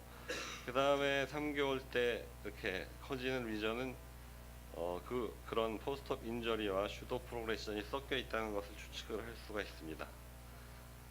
근데 이제 이 당시에 핫스팟 메소드로는 이게 다 슈도 프로그레션일 거라고 생각했지만은 이게 히스토그램 어널리시스를 통해 가지고 팔로업 때 복셀 파퓰레이션이 갖는 세리브럴 블러드 볼륨의 밸류를 비교를 해보면은 처음에는 이런 식의 분포를 보였는데 두 번째는 많은 포션이 세리브럴 블러드 볼륨이 감소했지만은 앞쪽에 세리브럴 블러드 볼륨이 증가하는 파퓰레이션도 같이 증가를 했습니다. 그래서 이 방향이 일부에서 세리브럴 블러드 볼륨이 증가하고 있다는 것을 말해줍니다. 그래서 이때 당시에 이 안에 분명히 프로그레션하는 튜머 셀이 섞여 있을 것이다라는 걸 알 수가 있습니다. 그래서 이제 결론적으로 글라이오블라스토마 트리트먼트의 MR 이미징의 인터프리테이션은 나중에 포스트업 인저리인지 아닌지를 판별하기 위해서 반드시 이미디엇 포스트업 디퓨전 웨이티드 이미지가 필요하고요. 그다음에 이제 퍼퓨전 이미지에서 CBV가 감소하면 슈도 프로그레션, 올라가면 튜머 프로그레션 이렇게 했지만 여기에 이 컷오프 밸류를 정하는 거, 이렇게 어디가 컷오프 밸류인지를 정하는 건 다시 숙제로 남아 있습니다. 단지 이제 시리얼 팔로우를 할 때 그 인핸스먼트 되는 리전의 변화를 이런 식으로 히스토그램 어널리시스 같은 걸 통해서 복셀 파퓰레이션의 세리브럴 블러드 볼륨이 어떻게 변하는지를 보는 것이 중요하다고 하겠습니다. 감사합니다. 감사합니다. 지금 이제 합쳐서 10분이 넘어가가지고 질문은 다음 기회에 받도록 하겠습니다. 예. 그럼 다음 연자로 넘어가고 하겠습니다. 윤한중 교수님 소개해드리겠습니다. 현재 에비던스 베이스드 트리트먼트에서 임상 시험의 중요성이 이제 날로 높아지고 있는데, 오늘 모신 윤한중 교수님은 메디컬 사이언티스트로서, 그러니까 앞으로 우리가 해야 할 중요한 그런 커리어를 제시해주고 계십니다. 88년도 전남대를 졸업하시고 동병원에서 트레이닝하시고 혈액종양내과 교수로 계신데, 특이할 만한 이력은 2005년에 EORTC 데이터 센터에서 임상 시험에 관한 경험을 하시고 오셨고, 충남대, 예, 죄송합니다, 충남대 있습니다. 그래서 여기 소개를 잘못해서 죄송합니다. 예, 충남대에 계십니다. 시작해 주시죠. 예. 오늘 먼저 이 좋은 자리에 초대해 주셔서 감사 말씀드리고요. 최근에 개발되는 거의 대부분의 약제가 항암제가 타겟티드 에이전트입니다. 그래서 가히 타겟티드 에이전트의 시대에 살고 있다고 우리가 얘기할 수 있는데, 이 타겟티드 에이전트는 기존의 사이토탁식 에이전트하고 달리 사이토스태틱, 프로그레션을 막는 사이토스태틱한 그런 특성을 가지고 있습니다. 그래서 우리가 임상 시험을 할 때 기존의 사이토탁식 에이전트에서 하는 것과는 좀 더 다른 디자인과 다른 엔드포인트를 적용시켜야 되는 거와 맞는 걸로 생각이 되고 있고, 그런 디자인과 새로운 엔드포인트가 개발이 되고 있습니다. 그래서 오늘은 기존의 사이토탁식 에이전트의 클리니컬 트라이얼과 사이토스태틱 에이전트의 클리니컬 트라이얼의 디자인의 차이, 엔드포인트의 차이를 말씀드리고요. 마지막 부분에 가서 최근에 미국에서 새롭게 등장하는 타겟티드 에이전트의 임상 시험을 위한 페이스 제로 스타디라는 개념이 새로 등장을 하고 있습니다. 그래서 거기에 대해서 잠깐 간단하게 소개해드리고 마치도록 하겠습니다. 뭐 다 아시다시피 타깃드 클리니컬 트라이얼이라는 것은 환자에서 새로운 약이라든지 치료의 세이프티라든지 이펙티브니스를 갖다가 관찰하는 리서치 스터디가 되겠습니다. 먼저 사이토탁식 에이전트와 사이토세틱 에이전트의 특성을 좀 비교를 해보면 사이토탁식 에이전트는 셀 디비전에 액팅하고 따라서 난 셀렉티브하게 작용을 하고요. 그래서 튜머셀에 탁식하게 작용을 해서 결국에는 튜머 발륨을 슈링키지 시키는 거가 특성입니다. 또한 노멀 티슈에도 작용을 하기 때문에 여러 가지 사이드 이펙트를 가져오게 되겠고, 또한 도수를 갖다 증가시킴으로 인해서 리스판스도 증가되지만 따라서 탁시시티도 같이 증가되는 그런 특성을 가지고 있습니다. 반면에 사이토스태틱 에이전트는 튜머 패스웨이에 스페시픽한 어떤 패스웨이의 한 타겟에 작용을 하게 되겠고요. 따라서 약제 자체가 셀렉티브하게 작용한다는 그런 특성이 있고, 튜머 발륨을 갖다가 슈링키지 시키기보다는 스태틱하게 프로그레션 하지 않게 유지하는 거가 큰 특징입니다. 물론 따라서 셀렉티브하게 작용하기 때문에 사이토탁식 에이전트보다는 탁시시티가 적은 거가 특성으로 되어 있습니다. 드럭 디벨롭먼트 프로세스를 전체적으로 보면 그 기존의 사이토탁식 에이전트들은 셀 스트럭처에 이제 타겟을 하는 거고요.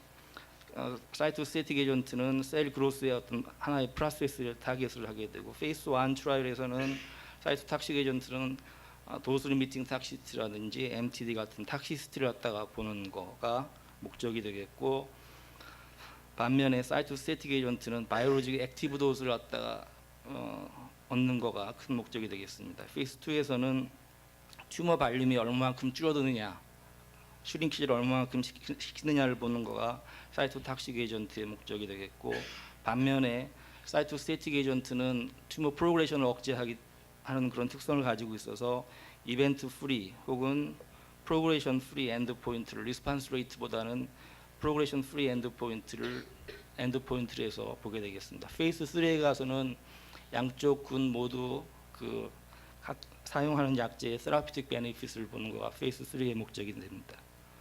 그래서 먼저 사이토탁식 에이전트의 페이스 1 트라이얼을 보면 목적 자체가 억셉터블 탁시시티 하에서 스페시픽한 스케줄이라든지 루트로 약을 투여했을 때 그 드럭 인간한테서 허용되는 어떤 드럭의 맥시멀 도수를 갖다 결정하는 거가 페이스 1 트라이얼의 사이토탁식 페이스 1 트라이얼의 목적이 되겠습니다.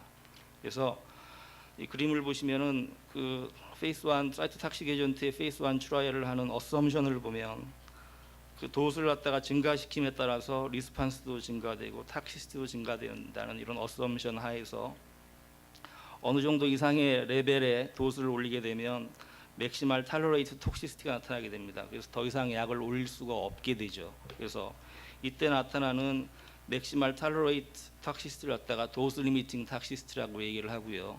이 도스 리미팅 톡시시티를 나타내는 도수를 우리가 맥시멀 탈러레이트 도수라고 얘기를 합니다. 그래서 이러한 스탠다드한 페이스 1 트라이얼의 디자인은 대개 한 15명 내지 한 20명 내외 정도의 환자가 필요합니다. 그래서 대개 한 2개 내지 3개 정도의 센터에서 시행을 하게 되고요. 환자군은 더 이상의 어떤 트리트먼트 옵션이 없는 상당히 많이 진행되는 그런 환자를 대상으로 하고, 목적 자체가 탁시시티를 보는 거기 때문에 여러 가지 헤테로지너스한 살리드 튜머 환자를 페이스 1 트라이얼에 같이 인롤 시킬 수가 있겠습니다. 또한 모든 그 환자를 동시에 치료하는 게 아니라 탁시시티 여부에 따라서 그 다음 환자를 인롤 시키기 때문에 시퀀셜하게 환자를 인클루전 시킨다는 그런 특징이 있겠습니다. 그래서 가장 대표적인 페이스 1 트라이얼의 스탠다드 디자인인 3+3 디자인을 갖다가 보여드리면요.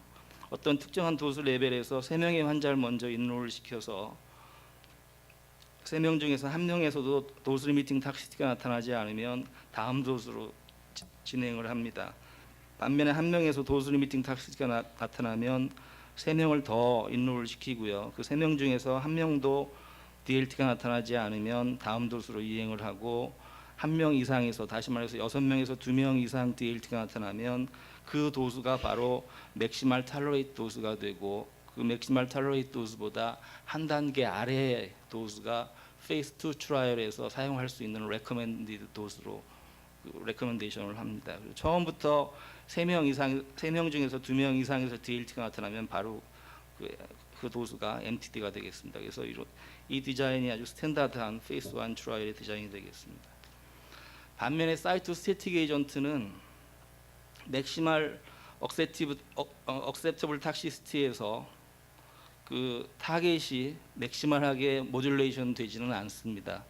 그래서 그 안쪽에 어떤 도수에서 타겟이 맥시멀 모듈레이션 되기 때문에 아까 사이토스태틱 에이전트하고 약간 좀 다른 개념이고요. 그래서 사이토스태틱 에이전트의 페이스 1 트라이얼의 목적은 이 타겟 모듈레이션이 맥시멀하게 되는 이런 바이오로직 액티브 도수를 갖다가 찾는 거가 사이토스태틱 에이전트의 페이스 1 트라이얼의 목적이 되겠습니다.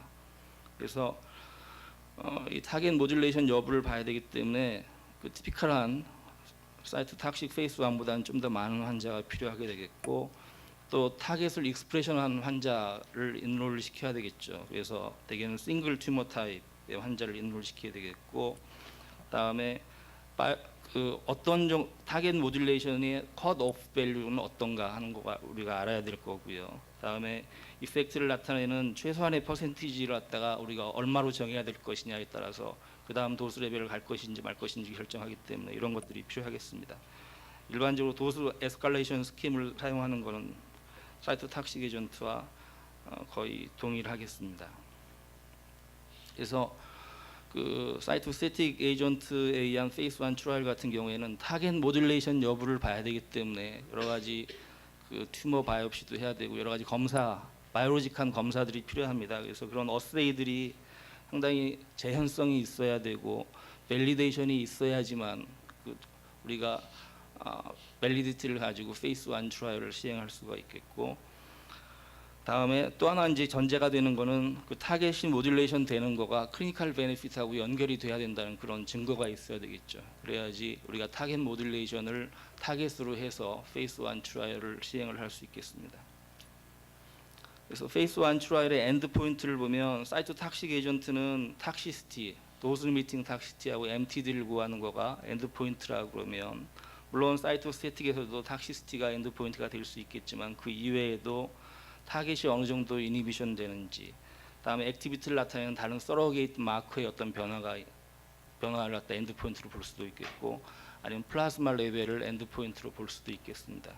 그래서 타겟 이니비션을 페이스 1의 엔드 포인트로 사용하는 경우에는 적절한 타겟을 셀렉션하는 거가 상당히 중요하겠고, 다음에 타겟 이니비션 되는 정도를 갖다 확인하기 위해서 튜머 티슈를 갖다 우리가 충분하게 바이옵시가 가능해야 되겠습니다. 그래서 치료 전, 치료 후에 바이옵시가 가능해야 되겠고, 또 재현성 있는 그런 방법을 사용을 해서 어세이를 해야 되는 거가 기본적인 조건이 되겠습니다. 또한 타겟 이니비션을 우리가 어느 정도로 우리가 컷오프 밸류를 정할 건지 하는 아비트러리 레벨을 갖다가 결정하는 게 또 하나 중요한 조건이 될 수 있습니다. 엔드 포인트로서 서러게이트 마커들이 이제 여러 가지로 이용이 되는데요. 그 예를 들어 보면 여러 가지 서큘레이팅 그로스 팩터라든지 페리페럴 류코사이트라든지 뭐 뷰칼 뮤코사이트에서 라스 이니비터, 그다음에 여러 가지 튜머 마커. 최근에 와서는 엔지오제네시스를 이밸류에이션하기 위해서 그 펑셔널 MRI라든지 PET 같은 거가 그 서러게이트 마커로서 이용이 되기도 합니다. 때로는 이제 플라즈마 드럭 컨센트레이션이 페이스 1의 엔드 포인트로 이용이 될 수 있는데, 이거는 이제 프리클리니컬 모델을 이용해서 하는 경우가 대부분이고요. 다만 이런 플라즈마 드럭 컨센트레이션을 엔드 포인트로 할 때는 뭐 플라즈마 내 드럭 자체가 프로테인 바인딩이 심하다든지, 대개는 이제 타겟 에이전트가 오랄 에이전트들은 많은데요. 오랄 에이전트인 경우에 업섭션에 어떤 문제가 있다든지, 또 드럭 메타볼리즘에 있어서 환자들 간에 상당한 그 베리어빌리티가 있기 때문에 플라즈마 드럭 컨센트레이션을 이용하는 데 있어서는 이런 어떤 문제점들을 갖고 있겠습니다. 페이스 1 트라이얼에 필요한 환자, 그다음에 어떤 도수에서 스타팅을 할 것인지 도수 에스컬레이션을 하는 걸 양쪽을 비교해 보면, 사이토탁식 같은 경우에는 애니멀 모델에서 튜머 리그레션을 가져오는 도수, 대개는 이제 마이스에서 LD10의 10분의 LD의 10분의 1 정도로 갖다가 우리가 많이 사용을 하고요. 반면에 사이토스태틱 에이전트 같은 경우에는 애니멀 모델에서 튜머 그로스를 이니비션 하는데 필요한 용량이면서 동시에 뭐 에포토시스를 인덕션 한다든지 아니면 엔지오제네시스를 이니비션 하는 것과 같은 모레큘러 엔드 포인트, 그러니까 모레큘러 어떤 체인지를 갖다 보이는 그런 용량을 가지고 대개는 이제 시작을 하게 됩니다. 필요한 환자 수는 사이토탁식 에이전트는 아까 얘기했듯이 레벨당 3명에서 한 6명 정도가 필요한 걸로 되어 있고요. 사이토스태틱 에이전트는 여러 가지 바이오로직하거나 파마콜로직한 그런 것들을 이용하기 때문에 도수당 조금 더 많은 환자가 필요한 걸로 되어 있습니다. 다음은 이제 페이스 2 트라이얼이 되겠습니다. 페이스 2 트라이얼은 그 어떤 약제의 세이프티하고 액티비티를 보는 거가 페이스 2 트라이얼입니다.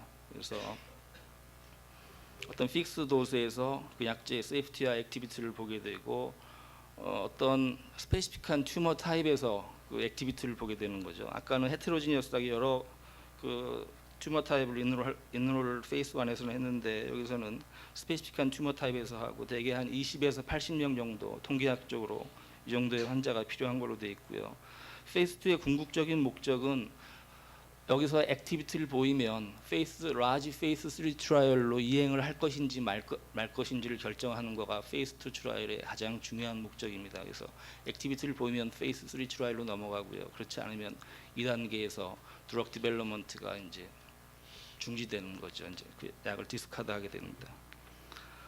그래서 사이토탁식 에이전트의 페이스 2 트라이얼의 디자인들을 보면 되게 1스테이지하고 2스테이지 디자인이 많이 사용이 되고 있는데요. 1스테이지라는 거는 처음 이니셜리 통계학적으로 밸리드한 환자의 숫자를 결정을 하고 그 환자를 한꺼번에 계속해서 이제 인롤시킨 다음에 처음에 어썸션을 도달하느냐 마느냐를 갖다가 확인을 하는 거죠. 그래서 처음에 어썸션 이상의 액티비티를 보이면 효과가 있다고 판정을 하는 거고 그 이하의 액티비티를 보이면 효과가 없다고 이제 판정을 하는 거고요.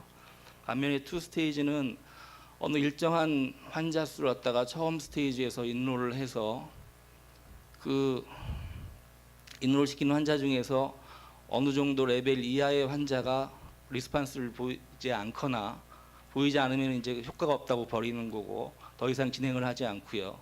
어느 이상의 환자들이 어느 이상의 리스판스를 보이면 그 액티비티가 있다고 생각해서 더 이상 진행을 하지 않습니다.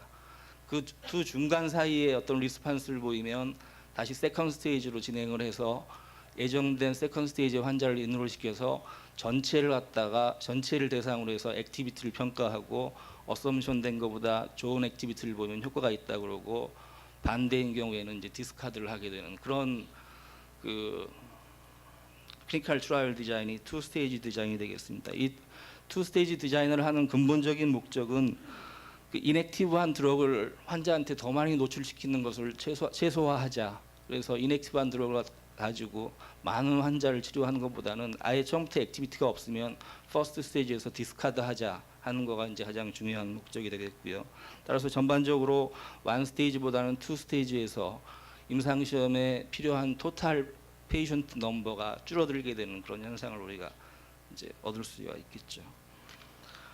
반면에 이제 사이토스태틱 에이전트 같은 경우에는 타겟티드 에이전트 같은 경우에는 그 특성 자체가 튜머를 슈링키지 시키는 것보다는 스테빌라이즈 시키는 거가 이제 그 목적이기 때문에 엔드 포인트로서 리스판스 레이트보다는 프로그레션을 지키지 않는 프로그레션 프리 서바이벌이라든지 타임 투 프로그레션이라든지 하는 것들이 엔드 포인트로 많이 사용을 하게 됩니다. 그런데 프로그레션 프리 서바이벌을 엔드 포인트로 사용하는 경우에 만약에 2스테이지 디자인을 이용하게 되면 약간의 좀 문제가 생기는 거가 퍼스트 스테이지가 뭐 예를 들어서 1이어 프로그레션 프리 서바이벌 엔드 포인트로 했다 그러면 그리고 2스테이지 디자인을 이용을 한다 그러면 퍼스트 스테이지가 끝나고 나서 퍼스트 스테이지에 치료한 환자들이 1년이 경과할 때까지 우리가 프로그레션을 하는지 하지 않는지를 경과를 살펴야 됩니다. 그래서 상당히 많은 시간을 갖다 기다려야 된다는 그런 단점이 이제 우리가 갖게 되고요. 또 어떤 환자에서는 특히 이제 리널셀 카시노마 같이 상당히 빨리 진행하지 않는 그런 캔서에서는 치료가 없이도 병 자체가 진행하지 않는 경우가 있기 때문에 그런 경우에는 그 약제의 효과를 제대로 평가하기가 좀 힘든 그런 면이 있고요. 또 대부분의 사이트 탁식 에이전트들이 그 리스판스 레이트를 기존에 그 엔드 포인트로 사용을 했기 때문에 프로그레션 프리 서바이벌에 대한 그런 레퍼런스 밸류가 별로 없습니다. 그래서 그 우리가 어썸션을 할 때 기존의 그 치료에 프로그레션 프리 서바이벌이 뭐 이런 약제를 치료했을 때 4개월이면 이 약제는 한 6개월 정도로 늘릴 수 있겠다 하는 그런 2개월의 어떤 서바이벌 베네핏의 어썸션을 가지고 통계학적으로 필요한 환자 수를 구하게 되는데 타겟티드 에이전트 같이 이런 프로그레션 프리 서바이벌을 그동안 엔드 포인트로 많이 이용을 안 해왔기 때문에 레퍼런스 밸류가 없는 경우들이 간혹 있어서 그 프로그레션 프리 서바이벌을 엔드 포인트로 해서 어썸션 하는데 좀 지장이 있는 경우도 있겠습니다.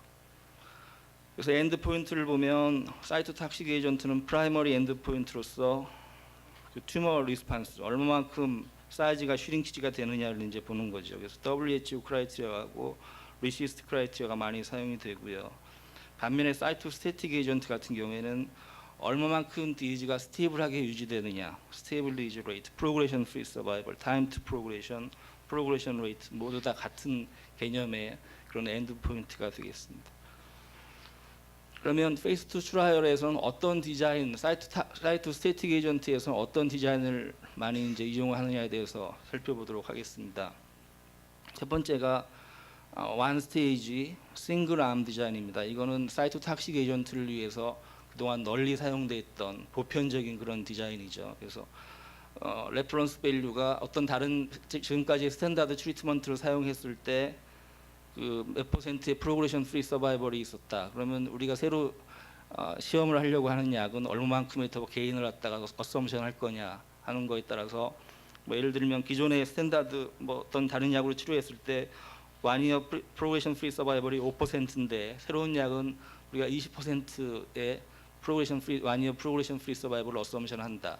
그럼 거기에 맞는 그대로 통계학적인 파워를 갖는 환자 수를 이제 우리가 결정을 하게 되고 치료를 해서 그 어썸션이 맞는지 맞지 않는지를 갖다가 확인하는 그런 방법이 싱글 암 디자인이 되겠고요.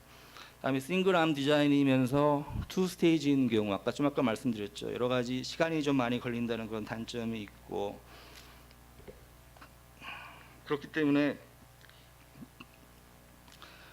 시간이 많이 걸리는 그런 단점이 있는데 이제 그걸 극복하기 위해서는 프로그레션 프리 서바이벌뿐만 아니라 거기에다가 리스판스 레이트를 같이 첨가해서 두 가지 엔드 포인트를 보면 그런 프로블럼을 조금은 줄일 수 있다는 거죠. 쉽게 얘기해서 뭐 원 스테이지 후에 뭐 3명에서 1년에 프로그레션을 보이지 않는 경우나 뭐 1명에서 리스판스를 보이는 경우에는 세컨드 스테이지로 간다 하고 두 가지 이런 엔드 포인트를 정해 놓으면 둘 중에 하나만 만족하면 바로 세컨드 스테이지로 갈 수 있기 때문에 특히 리스판스는 퍼스트 스테이지가 끝난 다음에 튜머가 슈링키지 되는지 안 되는지를 금방 파악할 수 있기 때문에 바로 리스판스 레이트를 가지고 세컨드 스테이지로 갈 수가 있다는 거죠. 그래서 오랫동안 기다리는 그런 수고로움을 조금은 감소시킬 수 있다 하는 거가 이제 두 가지 어떤 엔드 포인트를 이용해서 투 스테이지 디자인을 하는 거가 되겠습니다. 그래서 뭐 이런 경우에 사실 투 스테이지를 하면 더 이제 뭐 여러 가지 좋겠지만 싱글 스테이지 디자인도 할 수가 있겠는데 아까 말씀드렸듯이 싱글 투 스테이지 하는 거는 이넥티브한 드럭의 익스포저를 최소한 감소시키기 위한 거가 이제 그 중에 한 큰 목적이었는데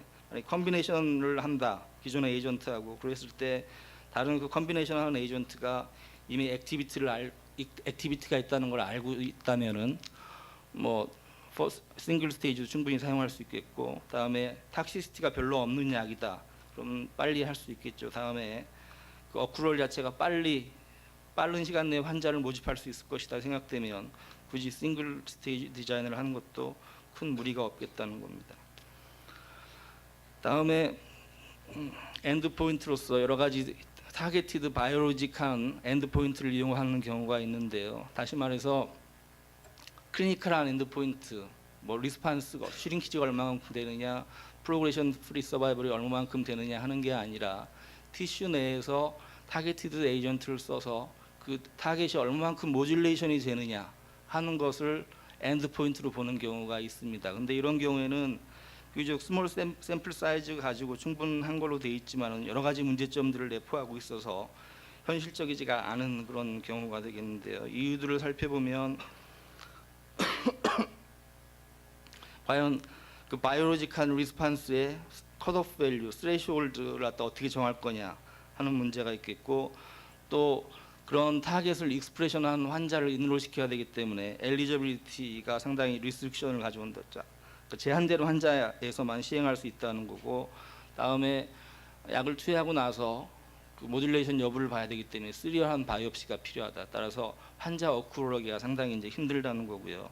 또 어떤 많지는 않지만 어떤 약제들, 어떤 타겟티드 에이전트 같은 경우에는 처음 개발 당시에 생각했던 메커니즘하고 다른 메커니즘을 가지고 작용하는 경우들이 있습니다. 그런 경우에 처음 개발했을 당시 어떤 메커니즘에 맞는 그런 약제를 쓰게 되면 결국은 타겟 자체가 잘못 조준이 되는 거기 때문에 그 충분하게 그 효과를 판정하기 힘든 그런 경우가 있겠고요. 여러 가지 또 이런 바이오로직한 여러 가지 일들을 해야 되기 때문에 리소스가 많이 들어가는 뭐 이런 경우가 있겠고, 설령 뭐 이런 타겟티드 바이오로직 엔드포인트를 이용해서 액티브하다고 얘기를 했을 때도 어떤 그 클리니컬 엔드포인트, 프로그레션 프리 서바이벌이라든지 뭐 리스판스 레이트 같은 그런 데이터가 없는 상황에서 과연 이 바이오로직 엔드포인트의 액티비티만 믿고 상당히 많은 환자가 필요한 페이스 3 트라이얼로 이행할 수 있겠냐 하는 건 그건 의문입니다. 그래서 하나의 어떤 그 엔드포인트로 이용은 할 수 있지만 실제 임상에서 사용하기에는 상당히 많은 제한점을 갖고 있는 거가 되겠고요. 또 다른 디자인은 이제 멀티암 랜더마이즈 셀렉션 디자인입니다. 그래서 2개 내지 3개의 타겟티드 에이전트를 사용해서 그 중에서 액티비티가 가장 높은 게 어떤 거냐를 이제 고르게 되는 건데, 사실 타겟티드 에이전트에 그 사용하는 그 들어가는 필요한 환자 수가 각 암당 한 30 내지 한 50명 정도밖에 되지 않기 때문에 여기서 액티비티를 보인다고 그래서 정말 이게 다른 암보다 페이스 3로 갔을 때 더 이피카시를 보일 건지 하는 데는 약간 좀 의문이 있고요. 단 하나 이제 이 트라이얼 디자인의 큰 장점 중에 하나는 어떤 암 자체가 다른 암보다 충분하게 아주 상당히 많이 인피리하다 그러면 그 에이전트는 우리가 확실하게 디스카드 할 수 있다는 그런 이제 장점이 있는 디자인이 되겠습니다. 또 하나 이제 최근에 나온 그 디자인인데요. 랜더마이즈 디스컨티뉴에이션 트라이얼 디자인입니다. 타겟티드 에이전트로 해서 특별하게 디자인된 디자인인데, 어느 일정 기간 동안 약을 사용을 하고 어느 이상에서 튜머가 슈링키지 되면 그 약을 계속 쓰게 하고요. 어느 이상 튜머가 그로스하게 되면 오프 스타디를 시킵니다. 그 사이에 튜머가 스테빌라이제이션 된 환자를 대상으로 해서 한 그룹은 약을 일정한 기간 사용하고 한 그룹은 플러시보를 줘서 어느 일정 기간 후에 디즈 스테빌라이제이션 레이트를 갖다가 구해서 이 약제에 효과가 있는지 없는지를 보는 디자인이 디스컨티뉴에이션 트라이얼 디자인이 되겠습니다. 근데 이 디자인의 이제 P4는 비교적 여기서 그 효과가 있는 그런 상황인데 그런 사람한테 플러시보를 줘야 된다는 그런 하나 문제점이 있고, 다음에 랜더미제이션 하기 전에 환자 어느 일정 기간을 치료해야 되기 때문에 처음부터 랜더미제이션 하는 경우보다는 더 많은 환자 수가 필요하다는 그런 단점이 있겠습니다. 그래서 한 가지 예를 들어보면 메타스틱 루널셀 카시노마 환자에서 소라페닙을 사용하는데 이 디스컨티뉴에이션 트라이얼 디자인을 사용을 했습니다. 그래서 소라페닙을 12주 주고 뭐 25% 이상 슈링키지 된 경우에는 계속 주고 25% 이상 그로스한 경우에는 오프 스타디하고 그 사이에 있는 환자들에서 12주간 소라페닙을 계속 준 그룹하고 플러시보를 준 그룹을 24주째 프로그레션 프리를 받습니다. 그랬더니 통계학적으로 의미 있게 소라페닙을 준 그룹에서 프로그레션 프리 레이트가 높았습니다. 근데 이거를 기존의 사이토탁식 에이전트의 엔드포인트인 리스판스 레이트를 가지고 평가를 다시 해보니까 4%의 리스판스 레이트를 보였습니다. 전체 그 소라페닙을 투여한 환자가. 그래서 만약에 리스판스 레이트를 엔드포인트로 했다면 이 약이 효과가 없다고 디스카드를 했을 텐데, 버렸을 텐데, 이런 디자인을 통해서 효과가 있다는 거가 증명이 돼서 페이스 3 트라이얼로 넘어갔고, 페이스 3 트라이얼에서도 통계학적으로 의미 있는 프로그레션 프리 서바이벌 베네핏을 보이고 NEGM에 실렸고요. 이 데이터를 기초로 해서 FDA에서 소라페닙 메타스테틱 루날셀 카시노마에서 사용이 허가가 됐습니다. 다음은 이제 페이스 3 트라이얼입니다. 페이스 3 트라이얼은 랜더마이즈 컨트롤 트라이얼이고요. 네이처는 뭐 컨트롤암이라든지 기존의 스탠다드 트리트먼트하고 간접적으로 비교하는 컴패러티브 다이렉트하게 비교하는 컴패러티브 네이처를 가지고 있고 이피카시를 우리가 평가하는 그런 트라이얼이고요. 따라서 디지즈 스페시픽한 페이션트, 스페시픽한 튜머를 대상으로 해서 트라이얼을 진행을 하게 되겠고, 대개 기존의 약제보다 그 베네핏 자체가 상당히 증가되지는 않습니다. 그래서 대개는 스몰하거나 마더레이트한 베네핏을 보기 때문에 통계학적으로 상당히 많은 환자가 필요한 그런 거가 되겠고, 기존의 약제보다 서피리어한지 더 나은지 아니면 난인피리어한지, 난인피리어하다는 거는 최소한 효과는 같으면서 탁시시티는 훨씬 적은 뭐 이런 거를 보는 거가 이제 페이스 3 트라이얼이 되겠습니다. 이게 이제 기존의 사이토탁식 에이전트의 페이스 3 트라이얼이고요. 사이토스태틱 에이전트도 별 다를 게 없습니다. 같은 디자인을 거의 사용하고 있거든요. 페이스 3에서는.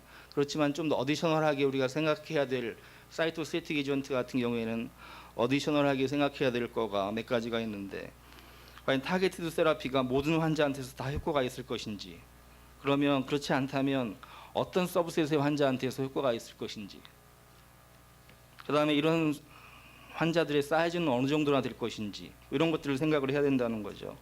그 다음에 그런 환자들을 어떻게 우리가 발견을 할 것인지,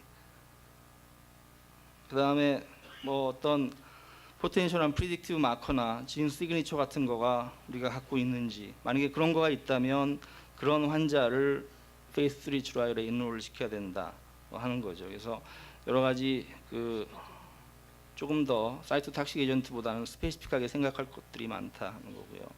일반적인 디자인을 보면 두 가지만 소개시켜드리면, 하나는 기존의 사이토스타틱 에이전트하고 플러시보하고 비교하는 겁니다. 그래서 이런 디자인은 처음 사이토탁식 트리트먼트 후에 리스판스를 보이거나 디지즈가 스테이블한 경우에 이제 이런 디자인을 적용할 수가 있고요. 또 한 경우에는 더 이상의 효과적인 치료가 없는 경우, 그래서 플러시보를 사용해도 윤리적으로 문제가 없는 경우에 이런 거를 사용할 수가 있겠습니다. 예를 들면 항암 치료 후에 CR하고 컴플리트 리미션하고 파셜 리미션 리스판스를 보이는 경우에 한쪽은 플러시보를 주고 한쪽은 타겟티드 에이전트를 주는 이런 디자인이 되겠습니다.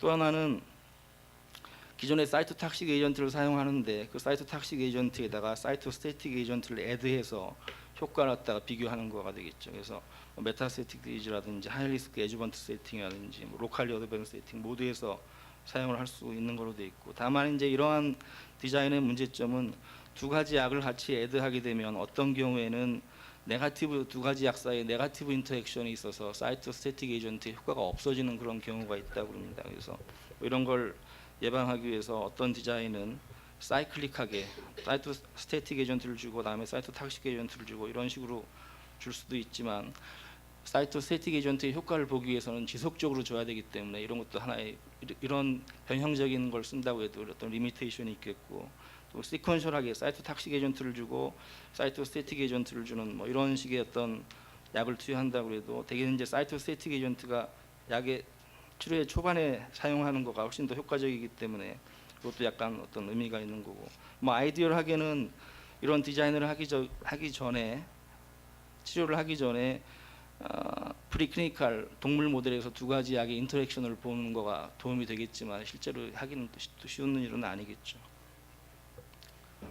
지금까지 이제 페이스 3까지 말씀드렸고요. 마지막에 이제 페이스 제로 트라이얼에 대해서 간단하게 말씀드리면, 많은 타겟티드 에이전트가 나오는데 그 약의 석세스 레이트가 한 5%밖에 안 되는 걸로 되어 있습니다. 그래서 왜 이렇게 석세스 레이트가 높지 않은지를 보니까 프리딕 애니멀 모델에서 이 타겟티드 에이전트가 나중에 효과가 있을 것인지 없을 것인지를 예측하는 그런 모델이 별로 없더라. 그리고 다른 잘못된 트라이얼 디자인을 적용해서 임상 시험을 하더라. 그래서 결과가 좋게 나오지 않는 거죠. 그래서 우리가 페이스 1 트라이얼을 하기 전에 타겟티드 에이전트가 과연 페이스 1과 페이스 2로 진행을 해서 성공을 할 것인지 말 것인지를 미리 한번 예측해 보자 하는 거가 바로 페이스 3 트라이얼이 되겠습니다. 그래서 타겟티드 에이전트는 대부분 다 타겟을 갖고 있기 때문에 한마디로 이제 뭐 말씀드리면 타겟을 갖고 있기 때문에 그 휴먼에서 아주 적은 환자를 이용해서 아주 적은 양의 약을 투여를 해서 그 타겟이 모듈레이션이 될 거냐 말 거냐를 갖다 보는 거죠. 그래서 만약에 모듈레이션이 된다 그러면 그 타겟에 가서 충분하게 작용을 한다는 걸 우리가 알 수 있기 때문에 나중에 페이스 1, 2로 갔을 때도 효과가 있을 가능성이 더 많다라고 생각을 해서 이제 계속해서 진행을 할 수가 있는 거고, 그렇지 않은 경우에는 그 단계에서 더 이상의 발전을 하지 않고 디스카드 시키는 뭐 이런 개념의 그 연구가 페이스 제로 트라이얼이 되겠습니다. 그래서 대개는 아주 로우 도즈를 사용합니다. 상당히 적은 용량을 사용하고 한 7일 미만의 리미티드한 듀레이션을 사용을 하게 되겠고, 뭐 프리클리니컬 탁시콜로지 데이터가 충분히 없는 상태에서 이제 주는 거죠. 로우 도즈 적은 용량을 주는 거기 때문에. 그래서 뭐 이런 페이스 제로 트라이얼을 하려면 그 타겟티드 에이전트가 가져야 될 바로 특성이 타겟하고 바이오마커가 반드시 확인이 된 경우, 그런 에이전트를 사용해야 되겠고, 테라피틱 윈도우가 넓어야 되고, 그다음에 뭐 숏 듀레이션을 사용을 함에도 불구하고 타겟하고 바이오마커가 모듈레이션이 될 거라고 하는 그런 예측되는 그런 약제들, 뭐 이런 약제들을 갖다가 우리가 셀렉션해서 페이스 제로 트라이얼을 시행을 할 수 있겠습니다. 그래서 좀 아까 말씀드렸듯이 타겟을 어떻게 모듈레이션 시키느냐 하는 거가 이제 가장 큰 목적인데, 실제적으로 하는 일들을 보면 바이오마커 어세이를 갖다가 한다든지 아니면 납을 한 에이전트를 갖다가 뭐 본다든지 뭐 등등등 몇 가지들이 있고요. 그다음에 기존의 페이스 1하고 페이스 제로 트라이얼의 어떤 비교들을 이렇게 쭉 해놨는데 이렇게 보시면 될 것 같고, 시간이 별로 없어서 그냥 넘어가도록 하겠습니다. 그래서 이게 아주 적은 용량을 사용하기 때문에 난 세라피틱한 네이처를 갖고 있습니다. 그래서 치료하고는 전혀 관계가 없는 거거든요. 그래서 윤리적으로 환자를 이 페이스 제로 트라이얼에 인롤 시키기가 상당히 좀 어려운 면이 있다는 거고요. 또 이 페이스 3 트라이얼을 제대로 이제 하기가 쉽지가 않은데, 좀 아까 말씀드렸듯이 난 세라피틱한 그런 네이처를 갖고 있고, 여러 가지 타겟하고 바이오마커를 이벨리에이션 하기 위해서 많은 리소스가 필요하고, 또 아까 그 난 세라피틱하기 때문에 어컬을 하기도 힘들고 뭐 등등등 여러 가지 엑스퍼트들이 필요하고 웰 오가나이즈된 시스템도 필요하다는 거죠. 하나의 이제 예가 되겠고요. 결론적으로 페이스 1하고 사이토스태틱 에이전트를 위한 클리니컬 트라이얼을 위해서는 좀 어댑테이션이 필요하다는 거고, 엔드 포인트를 갖다가 잘 잡아야 된다. 타겟티드 에이전트를 위해서는 기존의 엔드 포인트하고는 달라야 된다 하는 거고, 또 새로운 엔드 포인트하고 스태티스티컬 디자인들이 현재 많이 개발되고 있고, 랜더마이즈 페이스 2를 하는 거가 중요하고, 궁극적으로 가서는 페이스 3 트라이얼을 해서 그 약의 효과를 갖다 컨퍼메이션 하는 거가 가장 중요하겠다 하는 거. 이상입니다. 네, 감사합니다. 30분에 하기 힘든 아주 많은 내용들을 해주시느라고 너무 고생 많이 하셨고요. 다음 커피 브레이크 시간에 임상 시험에 관련되는 질문이 있으시면 하시는 걸로 하고 이 세션을 마치도록 하겠습니다. 네, 시간이 좀 딜레이 돼서요.